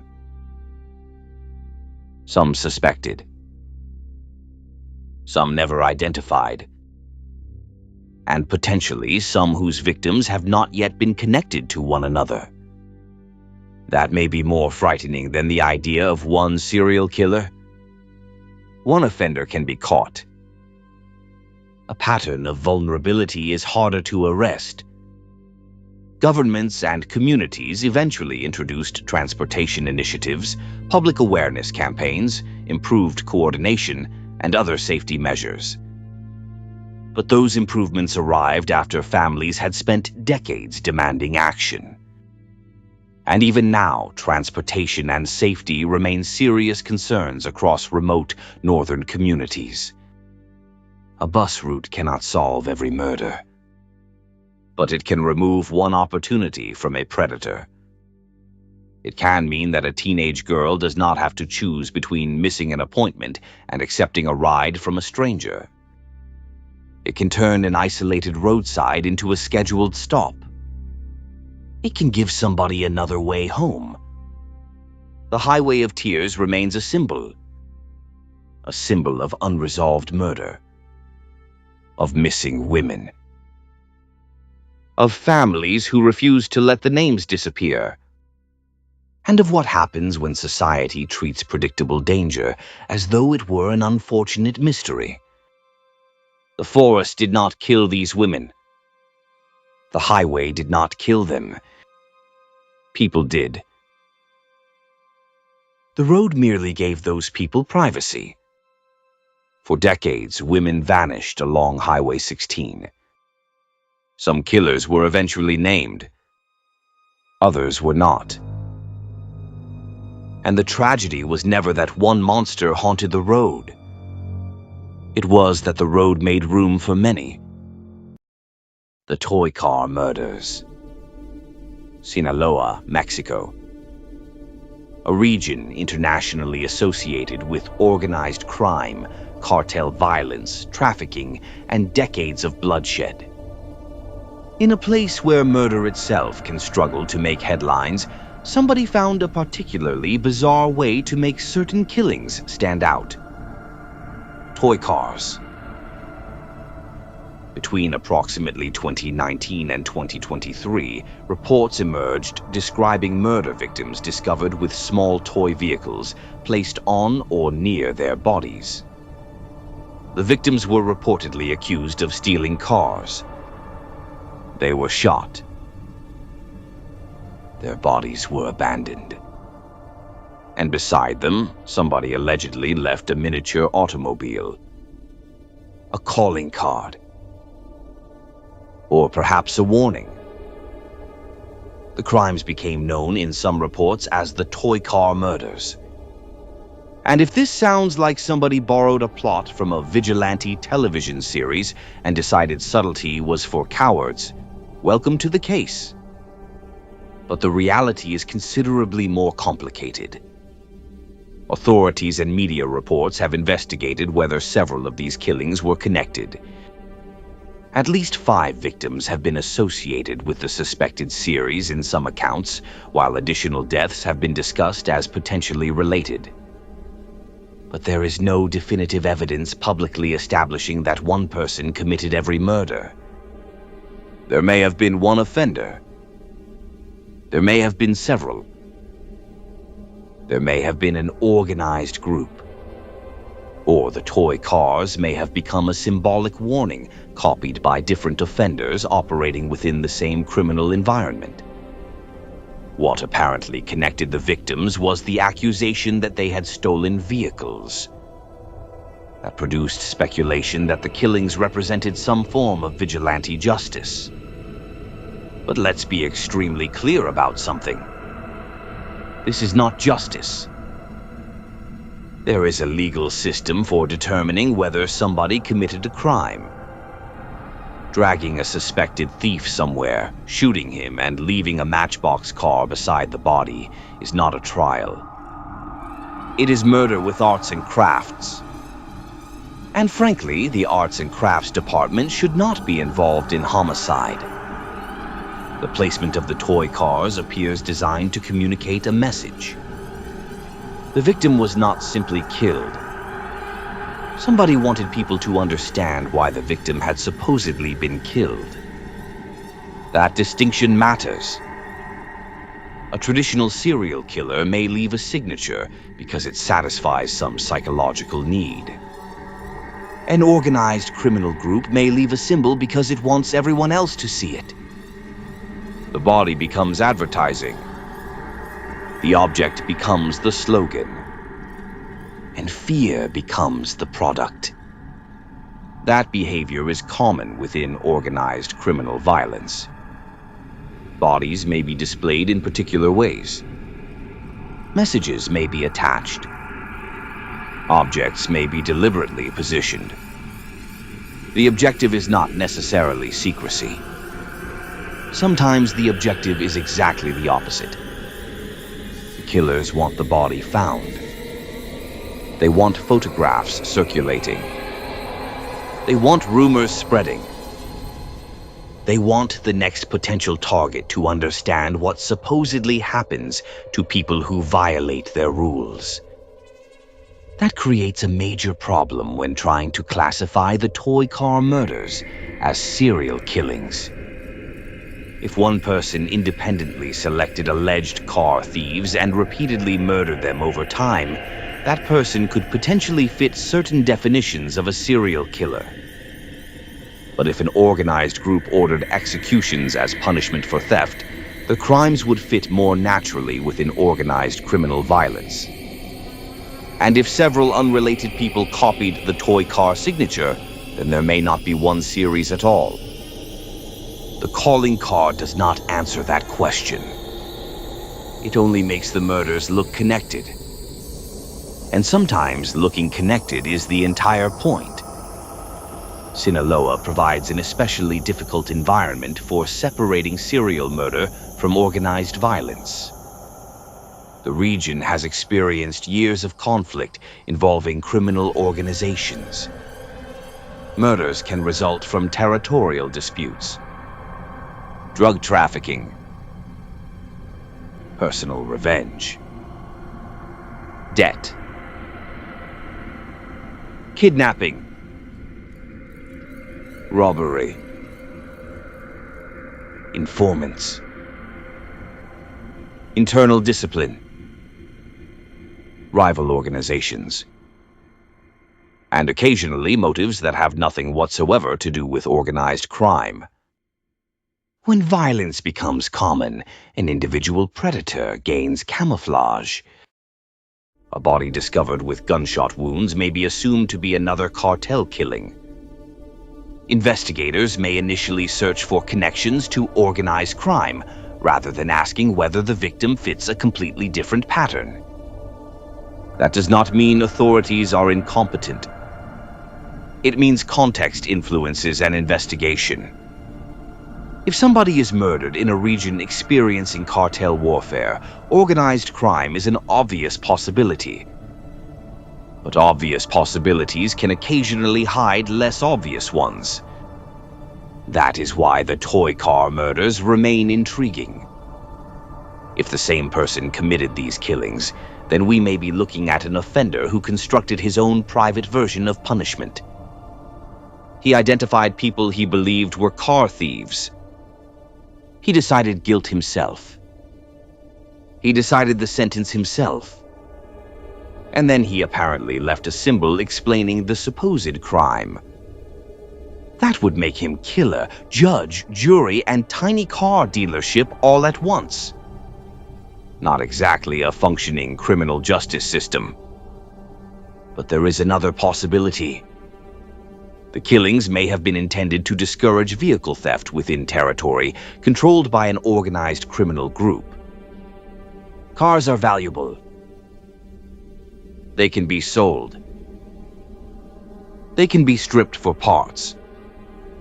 They can be used in other crimes. They can also be stolen from people connected to organizations that respond to theft somewhat more aggressively than an insurance adjuster. If the murders were organized retaliation, the toy cars may have served as a warning. Steal a vehicle. Become the next example. Again, that is a theory. The available public information does not establish one definitive motive or one definitive offender. And that distinction is especially important because sensational nicknames have a way of creating certainty where none exists. The toy car killer sounds like one identifiable psychopath. Reality may involve several people. The toy car murders is therefore the more responsible description. Because we know murders occurred. We know reports connected toy vehicles to some of the victims. What we do not know is whether one individual was responsible for all of them. There is also no responsible basis for declaring that the offender is definitely active today. The known cases may have stopped. The method may have changed. The people responsible may have been killed themselves. They may have been arrested for unrelated crimes.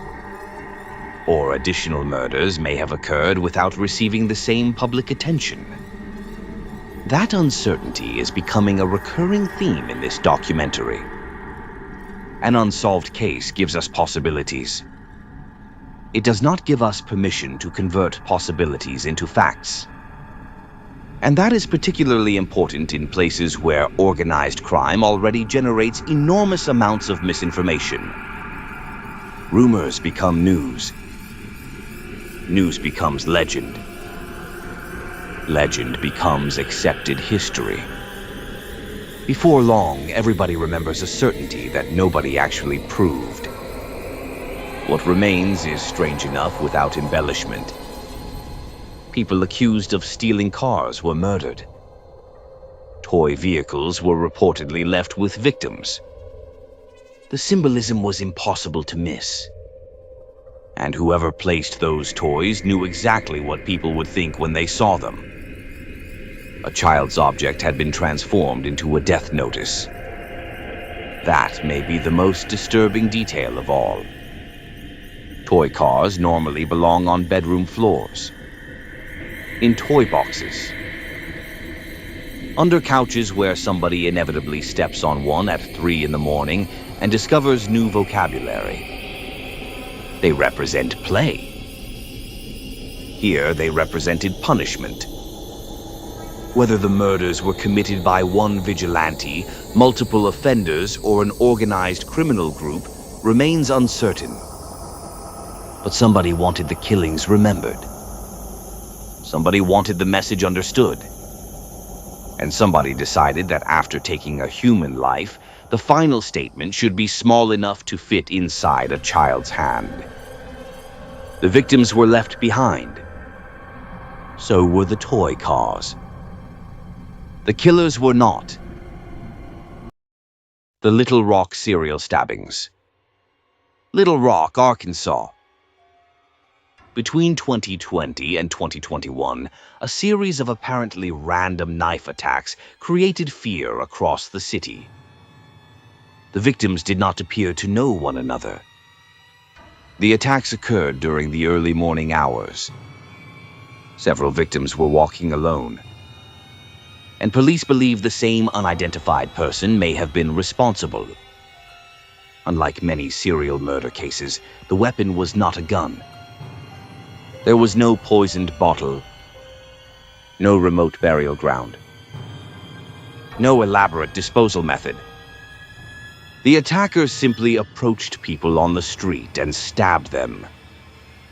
That simplicity made the crimes especially frightening. There was no complicated setup, no obvious personal motive, no clear argument before the violence began. The victims appeared to have been selected because they were available, isolated, and vulnerable. The first known attack occurred in August 2020. A man walking in the early morning hours was approached and stabbed. He survived. Over the following months, additional victims were attacked under similar circumstances. Some survived. Others did not. By April 2021, Little Rock police had publicly connected several attacks and warned residents that an unidentified suspect could be targeting pedestrians. The victims included both men and women. That made the pattern different from many of the cases we have already examined.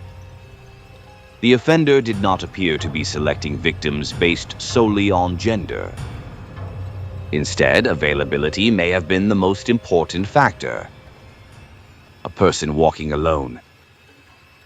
A dark street. Very few witnesses. An attacker who could approach quickly and disappear before anyone understood what had happened. Police released surveillance footage showing a possible suspect dressed in dark clothing. The video was grainy. The figure was difficult to identify.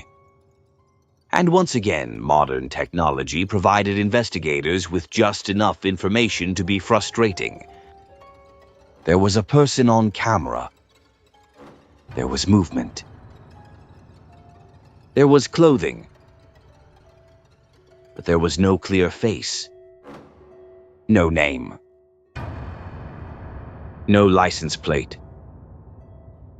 No convenient moment where the suspect turned toward the camera and presented identification like somebody checking into a hotel. The footage showed investigators that someone had been there. It did not tell them who. Authorities asked the public for information. Residents were encouraged to remain alert, avoid walking alone at night, and report suspicious behavior. But those warnings also revealed the difficulty of the situation. What exactly does a random knife attacker look like before the attack? Probably ordinary. Most predators do not stroll through town wearing a cape embroidered with their criminal intentions. They look like people.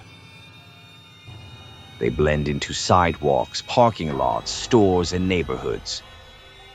By the time they appear dangerous, the danger may already be happening. The apparent randomness of the Little Rock attacks made traditional investigation difficult. In murders involving relatives, friends, co-workers, or romantic partners, police can begin with the victim's immediate circle. Who knew them? Who had a motive? Who had recently argued with them? Who benefited from their death? But when an offender attacks strangers, that entire structure disappears. There may be no phone calls between victim and killer. No shared address. No financial connection. No obvious history. The offender enters the victim's life for only a few seconds. Then he vanishes. That leaves investigators searching for patterns in geography, timing, injuries, witness descriptions, and surveillance footage. Where did the attacks happen? What routes connected the locations? Did he live nearby? Was he walking? Did he use a vehicle?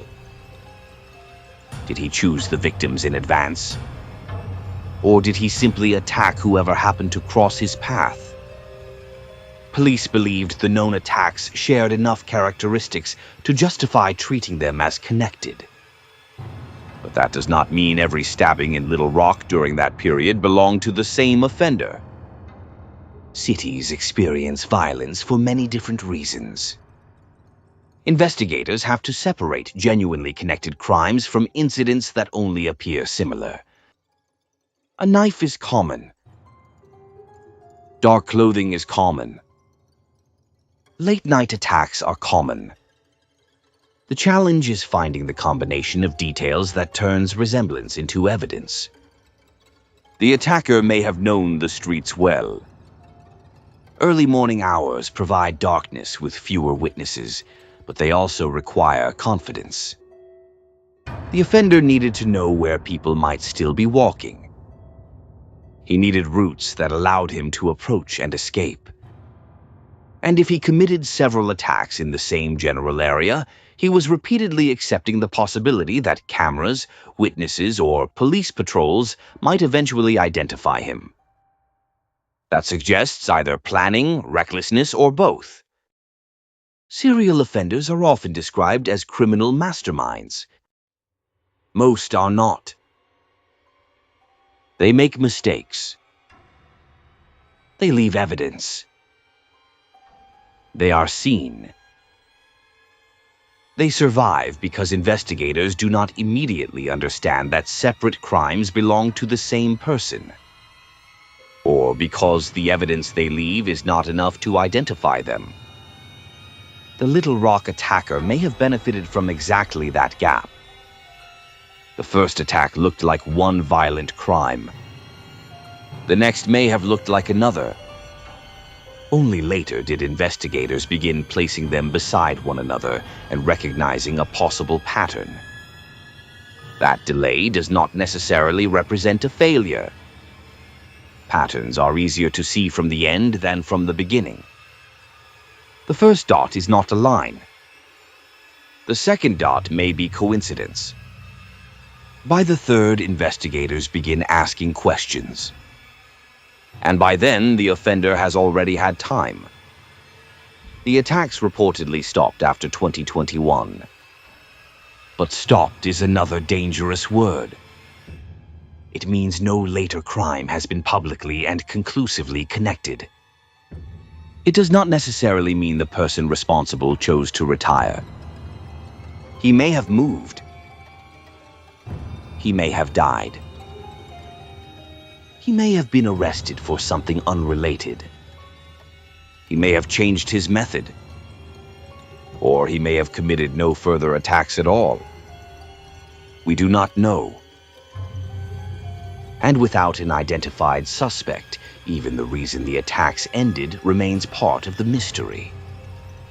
The Little Rock case also demonstrates how quickly fear can spread when violence appears random. When people believe an attacker is targeting strangers, every walk home changes. Every figure on the sidewalk becomes suspicious. Every set of footsteps behind you sounds closer than it probably is. Fear does not require another attack. It only requires uncertainty.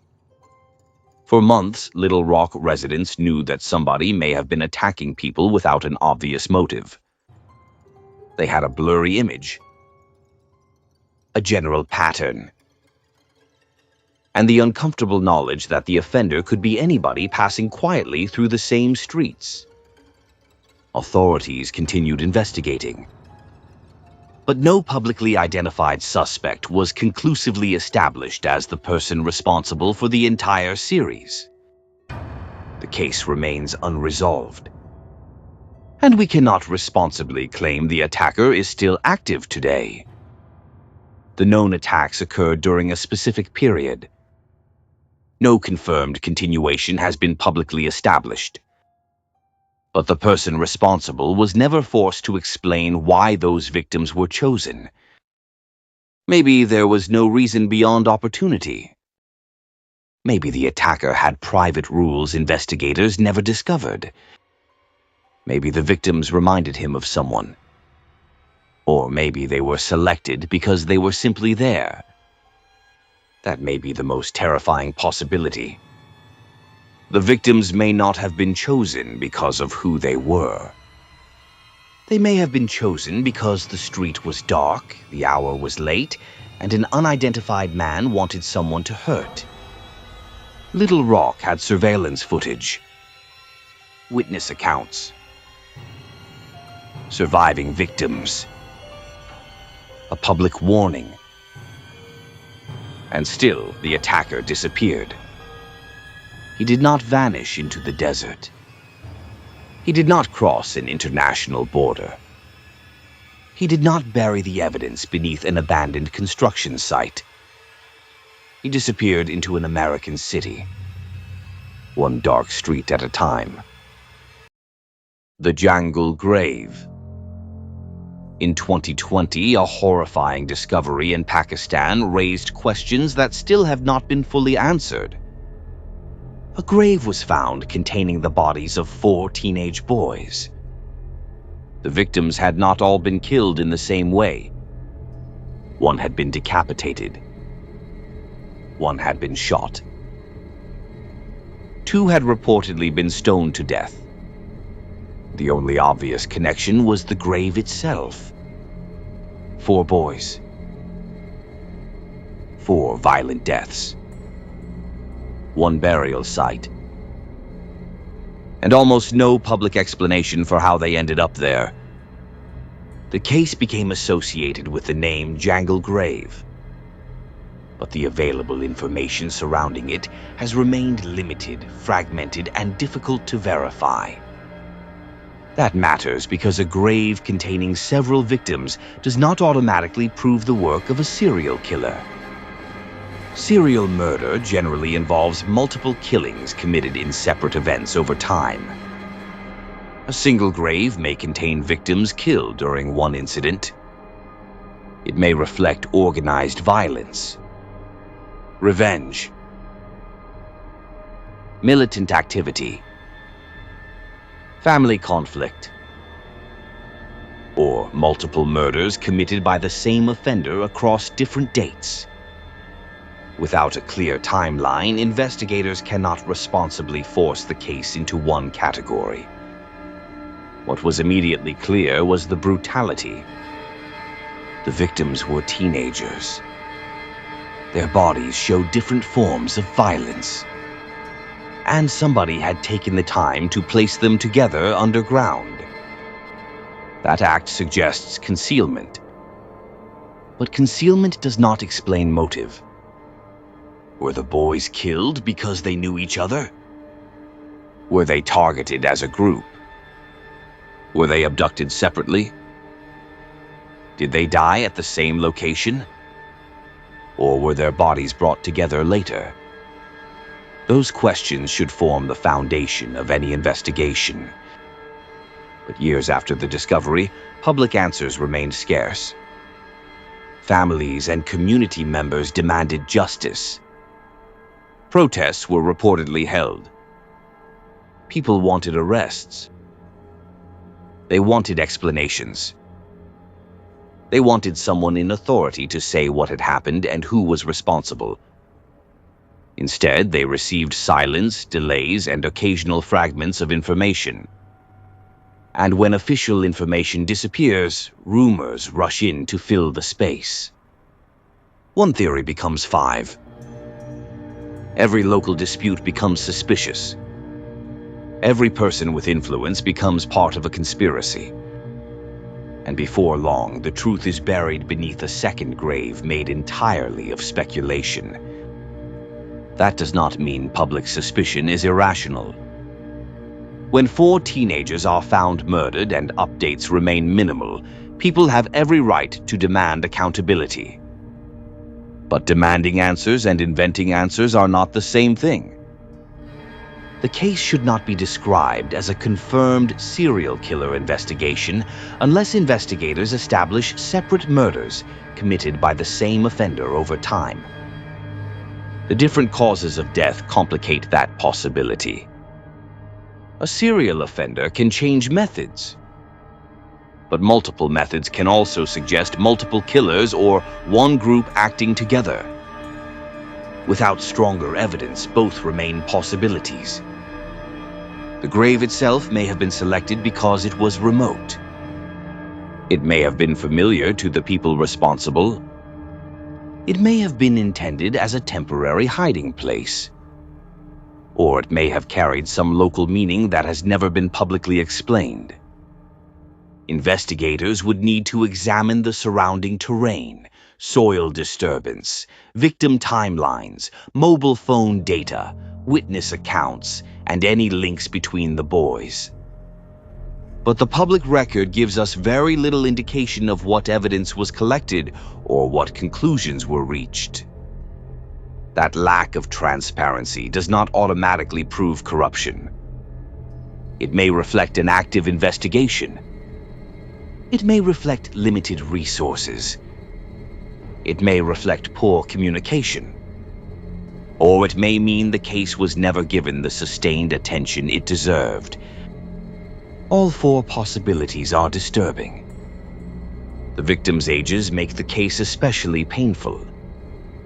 Teenagers are old enough to move independently, but young enough that their disappearance should immediately ignite alarm. Somebody should notice.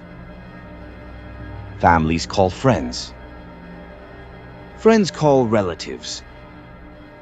Schools ask questions. Communities search. Yet 4 young lives ended violently and were concealed together. That required opportunity. It required time. And unless the grave was discovered almost immediately, it required confidence that nobody would find them. The Jangle grave case remains unresolved in the public imagination because it provides no satisfying structure.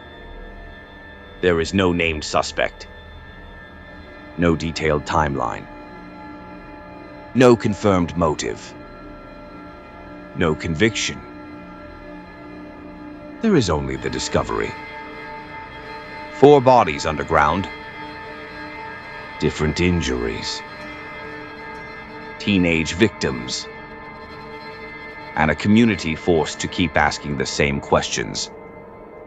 Who killed them? Why were they buried together? And why, after so much time, does the world still know so little? This may eventually prove to be serial murder. It may prove to be a single coordinated killing. It may involve several offenders. Or it may be connected to a much larger pattern of violence. Until investigators establish those connections, the most responsible thing we can do is describe the case for what it is. An unsolved multiple homicide. A grave that connected 4 victims. And a mystery that continues because the people who know the truth have never been forced to speak. The earth gave back the bodies. It did not give back the story. The FA beheadings.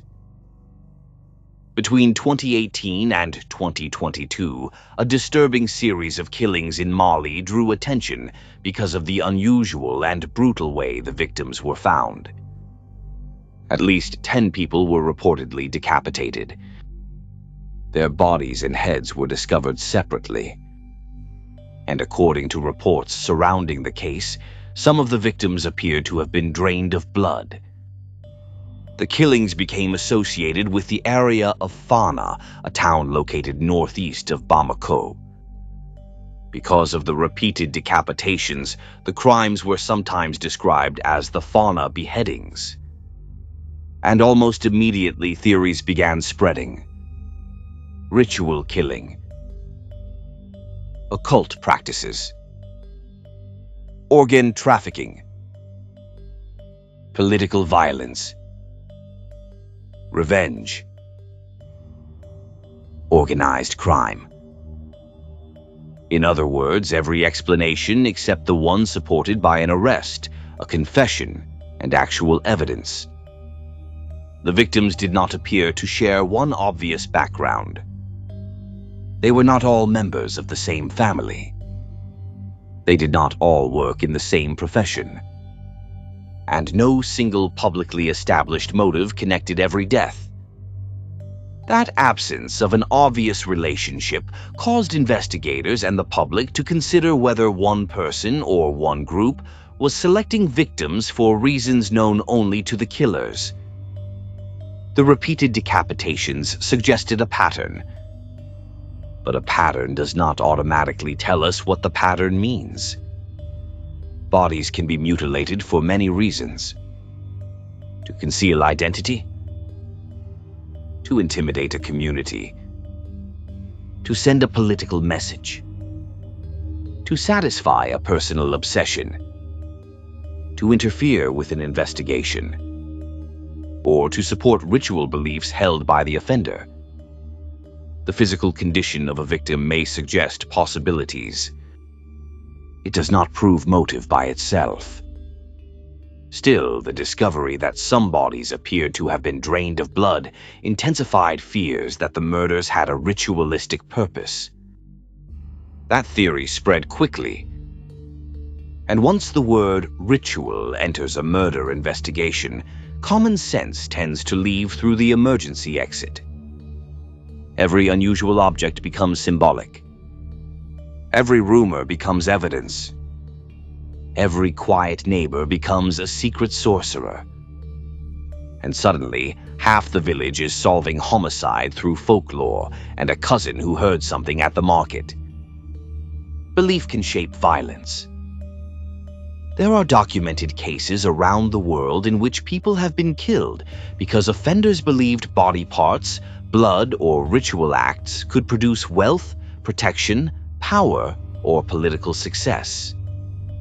But that does not mean every mutilated body was killed for ritual purposes. Investigators still have to establish who committed the crime, how the victim was chosen, and what evidence supports the suspected motive. Without that, the ritual explanation remains a theory.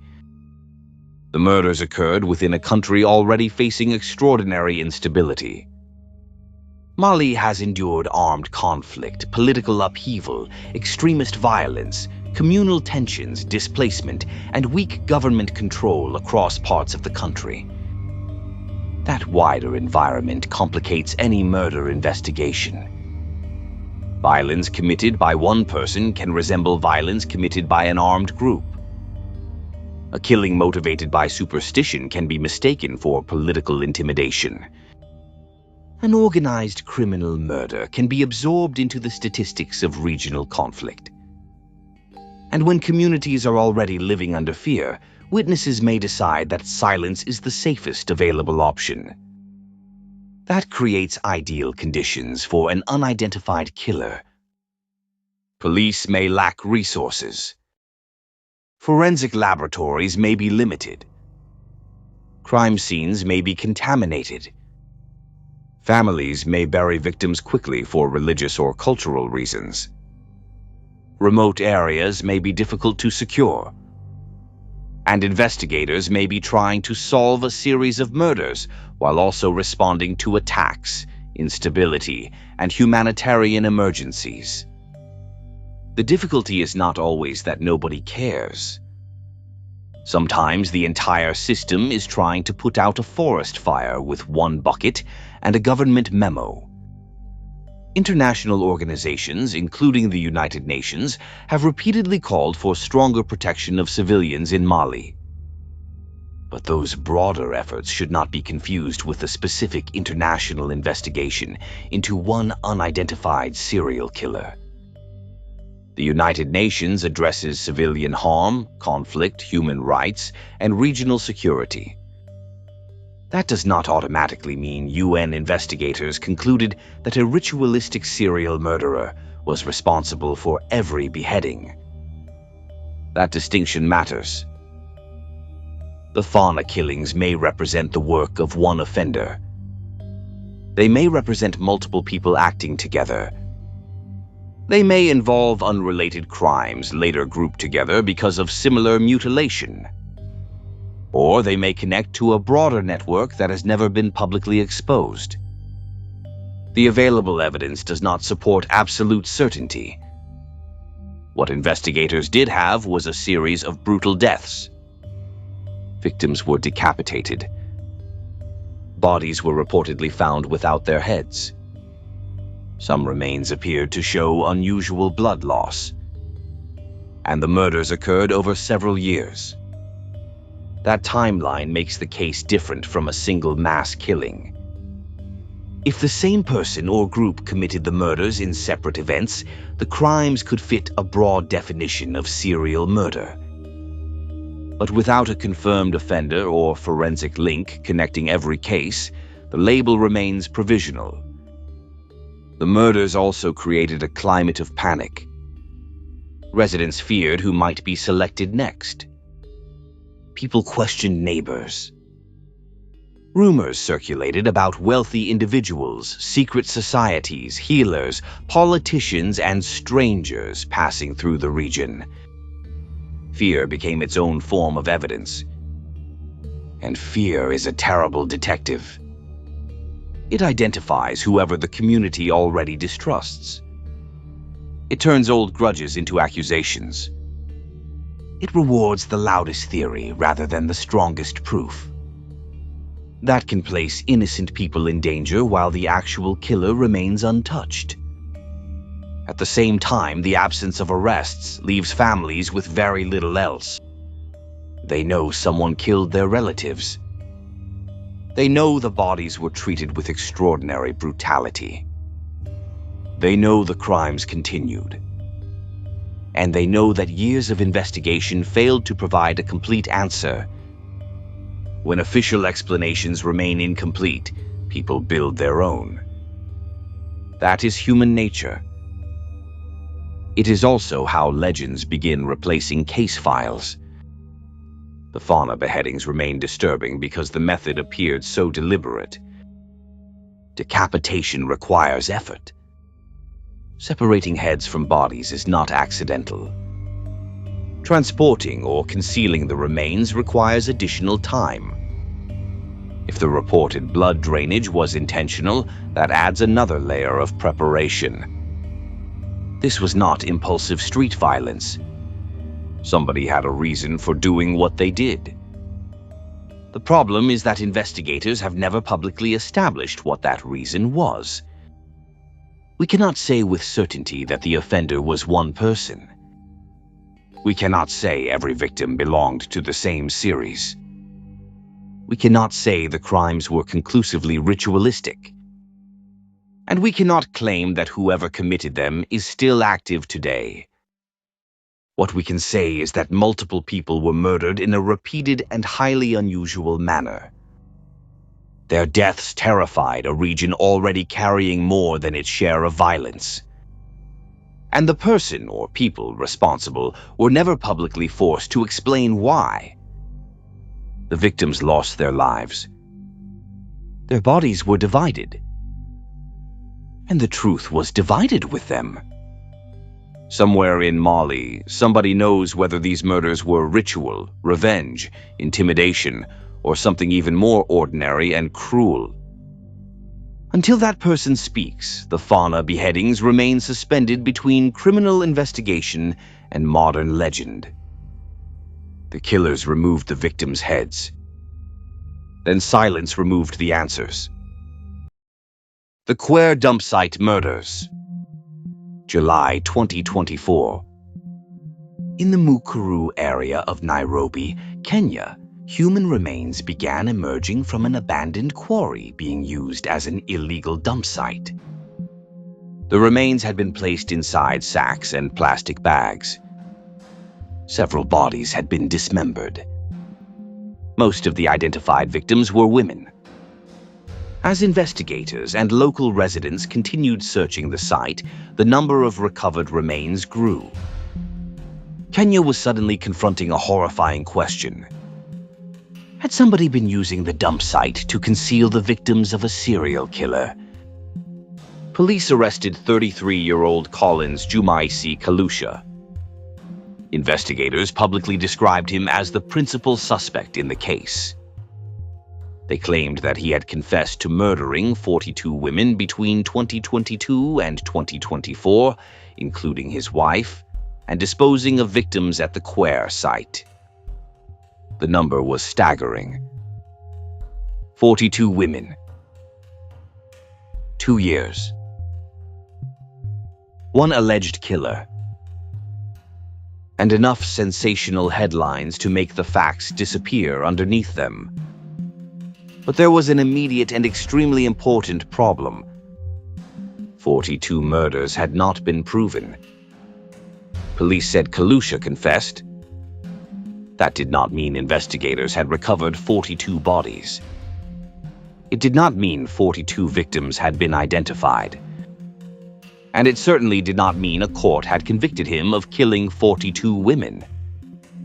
The claim was an allegation made during an active investigation. Nothing more.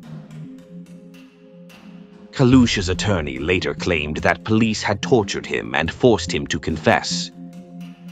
Prosecutors denied that allegation. That left the case balanced between two completely different stories. According to police, investigators had captured a prolific serial killer responsible for dozens of murders. According to the defense, authorities had tortured a suspect into accepting responsibility for crimes that had not been proven. Both claims required evidence. Neither should have been treated as a courtroom conclusion. The discovery of the bodies also occurred during a period of intense public distrust toward Kenyan law enforcement. Human rights groups and local residents questioned whether all the victims had actually been killed by one man. Some raised the possibility that the remains could be connected to police violence, disappearances, or other offenders. Kenya's Independent Policing Oversight Authority examined possible police links to the bodies. That inquiry did not prove police responsibility, but it demonstrated that the official serial killer explanation was not accepted without scrutiny. And scrutiny was necessary. The Quare site was located close to police facilities. Residents questioned how multiple bodies could have been dumped there without detection. Families demanded proper identification of the remains. Activists demanded transparency. And authorities appeared eager to present one suspect as the answer before every question had been resolved. Maybe Kalusha was responsible. Maybe he was responsible for some of the victims. Maybe other offenders used the same site. Maybe the police theory was completely accurate. But a press conference is not a verdict. Calling somebody a monster is not forensic evidence. And shouting 42 victims into every available microphone does not magically produce 42 proven murders. Investigators said evidence recovered from Kalusha's residence included phones, identity documents, clothing, plastic sacks, rope, a machete, and other items they believed could be connected to the crimes. Those discoveries sounded incriminating. But every object still needed to be linked to a specific victim. A phone had to belong to someone. DNA had to match someone. A weapon had to carry evidence. A bag had to connect to the dump site. Otherwise, investigators possessed a collection of suspicious objects and one very dramatic theory. The case needed a courtroom. It needed witnesses. It needed forensic examination. It needed the alleged confession tested against evidence only the real offender could know. Instead, the investigation produced another disaster. On August 20th, 2024, Collins Jumaisi Kalusha escaped from the Gigiri police station in Nairobi. He escaped alongside 12 Eritrean detainees. Police reported that the prisoners cut through wire mesh in an exercise area and climbed over a perimeter wall. The acting head of Kenya's police service initially stated that the escape appeared to have been assisted by insiders. 8 officers who had been on duty were detained as investigators examined how one of the country's most closely watched murder suspects had managed to walk out of a supposedly secure police station. And this was not a sleepy little roadside station with one exhausted deputy and a padlock purchased during the Eisenhower administration. Gigiri is one of Nairobi's most heavily secured districts. It contains embassies, diplomatic facilities, and the regional headquarters of the United Nations. Yet the man police had publicly described as a prolific serial killer allegedly cut through a fence and disappeared with 12 other prisoners. That explanation immediately raised suspicions. Was the escape the result of extraordinary incompetence? Was somebody bribed? Did officers deliberately assist him? Did outside accomplices arrange the escape? Or did a police department already facing public distrust simply fail in the most spectacular way available? Authorities investigated officers who had been working at the station. But allegations that the Kenyan government deliberately helped Kalusha escape have not been proven. Even Kenyan officials later offered conflicting public explanations. Some initially suggested insider assistance. By June 2026, Kenya's Interior Minister said Kalusha remained at large and speculated that accomplices may have helped him, while rejecting claims that government agencies deliberately arranged the escape. As of that public update, Kalusha had still not been recaptured. Almost 2 years after his escape, one of Kenya's most wanted fugitives remained missing. That makes him different from nearly every other person discussed in this documentary. Most of the offenders in these cases were never identified. Kalusha was identified. He was arrested. He appeared in court. And then he escaped.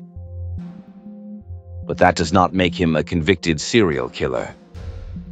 He remains a suspect. A fugitive accused of extraordinarily serious crimes. The allegations against him are horrifying. But they remain allegations unless they are proven through evidence and a lawful judicial process. This distinction is not sympathy for the accused. It is respect for the truth. Because if Kalusha did not kill every woman police attributed to him, declaring the case solved would allow the actual killer or killers to disappear. It would replace investigation with convenience. It would give authorities one villain, one confession, and one tidy explanation for a crime scene that may have been anything but tidy. And if Kalusha did commit the murders, his escape denied the victims' families the trial they deserved. Either way, the escape damaged the pursuit of justice. The victims deserved identities. They deserved individual investigations. They deserved to become more than sacks pulled from a garbage-filled quarry. Each victim had a name before she became evidence. Each had a life before investigators assigned her to a number. And each family deserved more than a press conference announcing that one man had confessed to everything. The Quare case remains surrounded by uncertainty. How many victims were recovered? How many were identified? Did one person kill them all? Was the alleged confession reliable? Were police officers involved in the escape? And how did the most closely watched suspect in Kenya simply disappear from custody? Those questions remain open. Collins Jumaisi Kalusha remains wanted. The allegations remain unresolved. And the Quere dump site remains a place where the dead were discovered before the truth was. Police said they found a serial killer. Then they lost him. Now the victims are gone, the suspect is gone, and the answers are still buried somewhere between the quarry and the police station. Final thoughts.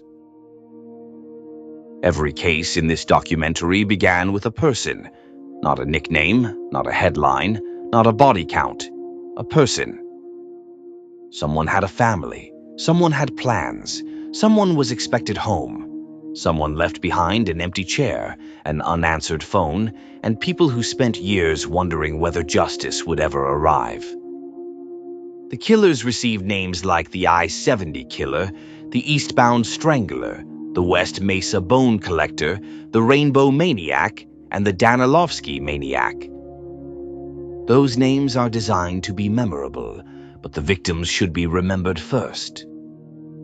Barbara Bredor, Molly Jean Diltz, Tracy Ann Roberts, Kim Raffo, Loretta Lewis, Ernestine Patterson, Kristen Gary Lopez, Whitney Dubois, Laconia Muggy Brown, Crystal Shea Benoit Zeno, Brittany Gary, Nicole Guiori, Victoria Chavez, Michelle Valdez, Veronica Romero, Julie Nieto, Evelyn Salazar, Doreen Marquez, Monica Candelaria, Jamie Barella, Cinnamon Elks, Virginia Cloven, Selenia Edwards, and the many other victims whose names belong to families, not crime scene files.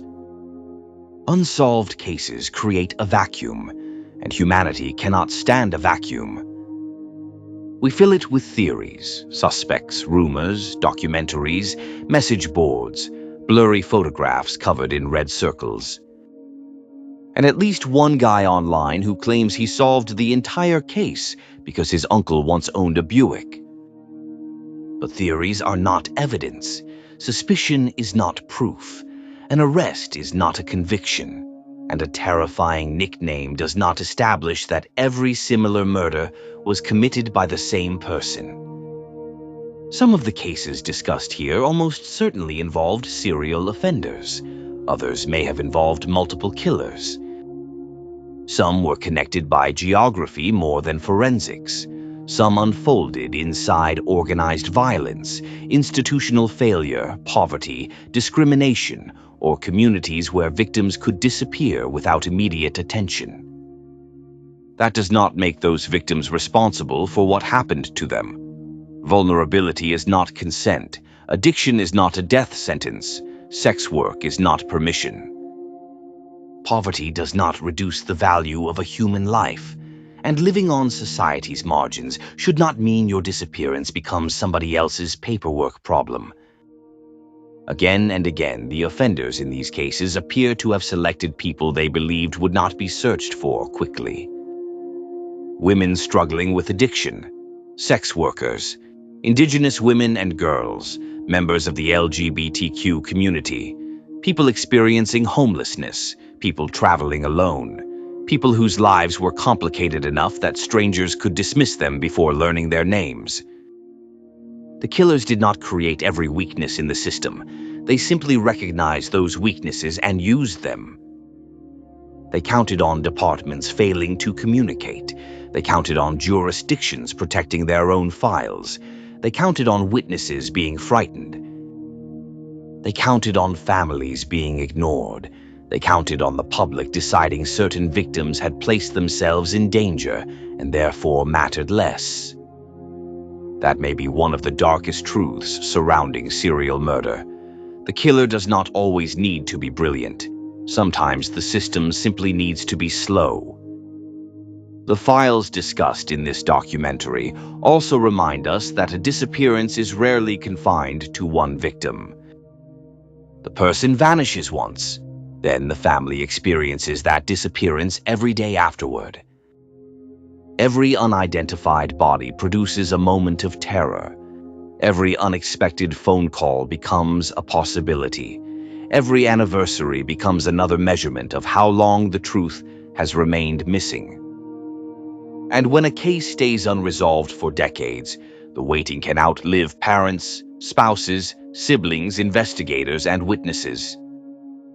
The killer may never enter a courtroom, but the family serves a sentence anyway. We also need to be careful with the phrase "still on the loose." It sounds dramatic. It belongs on posters and thumbnails, but it can mean several different things.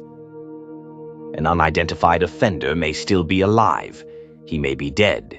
He may be incarcerated for another crime. He may have stopped killing. He may have moved. He may have changed his method, or investigators may have incorrectly connected crimes that were never committed by the same person.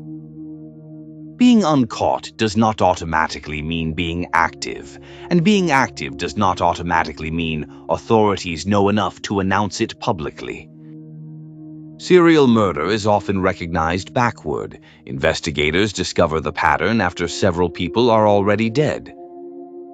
Before that, each case may appear isolated. One stabbing, one disappearance, one body beside a highway, one woman buried in the desert. The pattern only becomes visible when someone places the files beside one another. And by then, the offender may have had years to disappear. Modern technology has improved investigations. DNA testing can reopen decades-old cases. Genetic genealogy can identify offenders who believed time had erased them.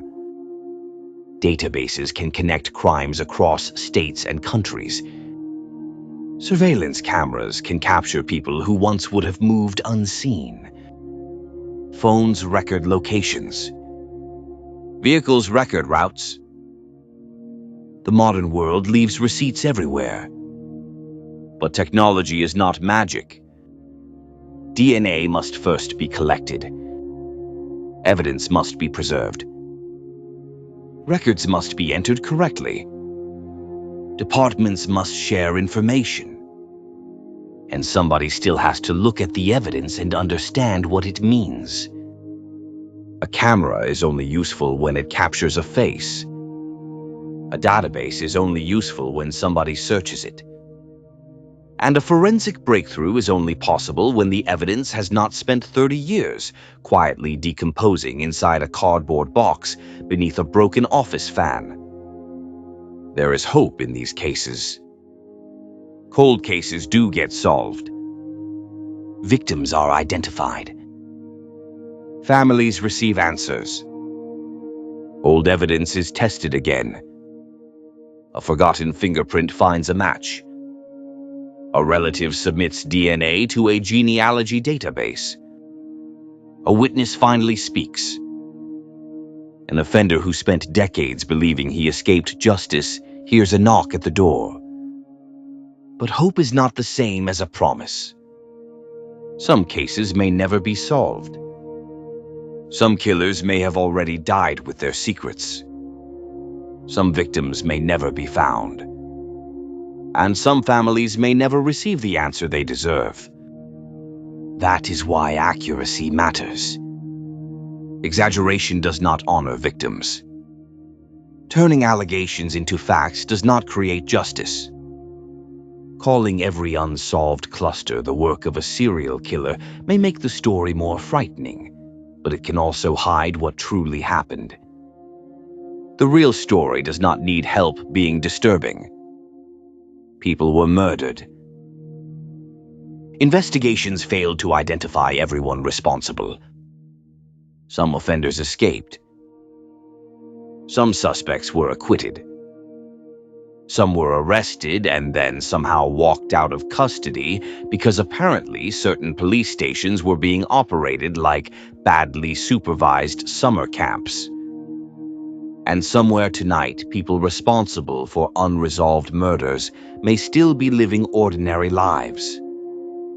They may have families who know nothing, neighbors who wave to them, co-workers who consider them quiet. They may watch documentaries about their own crimes. They may believe the evidence is gone. They may believe investigators stopped looking. They may believe time made them safe. Sometimes it does. Sometimes it does not. Because a cold case is not necessarily a dead case. Evidence waits. Technology improves. Investigators return. And secrets have a nasty habit of surviving longer than the people who keep them. So remember the victims. Question the theories. Respect the evidence. And never confuse uncertainty with permission to invent an answer. These cases remain open because somewhere something is still missing. A witness. A name. A body. A piece of evidence. A confession. Or one final mistake made by somebody who thought the world had forgotten. The killers may have vanished. The victims did not. Their names remain. Their families remain. Their stories remain. And as long as people continue telling those stories carefully, honestly, and without turning murder into mythology, the people responsible have not completely escaped. This is the Pizzaverse. Stay sharp. Stay skeptical. Stay authentic. And remember, the most frightening monster is not the one hiding beneath your bed. It is the one who learned how to look ordinary. Somewhere today, an old case file is sitting inside a police archive. The photographs have faded. The witnesses have aged. The original detectives may be retired or gone. But the evidence is still waiting. A fingerprint. A strand of hair. A forgotten statement. A DNA sample collected before investigators had the technology to understand what it could reveal. And somewhere else, a person responsible for murder may believe time has protected them. They may believe the case has been forgotten. They may believe the victims became numbers, the families stopped asking questions, and the world finally moved on. But cold cases have long memories. Technology changes. Investigators return. Old evidence is tested again. And sometimes, after decades of silence, the past finally reaches through the door and grabs the person who thought they escaped it. Until then, these cases remain unfinished. Not legends. Not Halloween stories. Not entertainment detached from reality.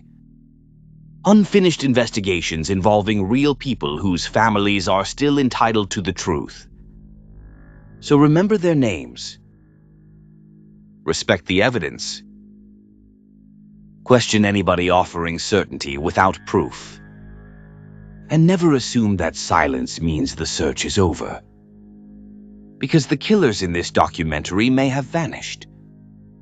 But the cases did not. And remember, darkness does not protect secrets forever. Eventually, somebody turns on the light. Before you disappear, do me one favor. Subscribe to Bambi Palermo and the Pizzaverse. Around here, we dig into hidden history, organized crime, psychology, strange legends, dark fairy tales, unsolved mysteries, and the stories powerful people would prefer you never examine too closely. No cheap mythology. No fake certainty. No blurry photograph presented as a federal indictment.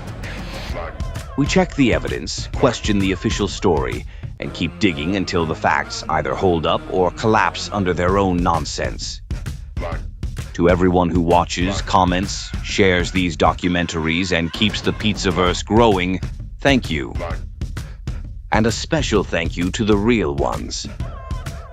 You already know who you are.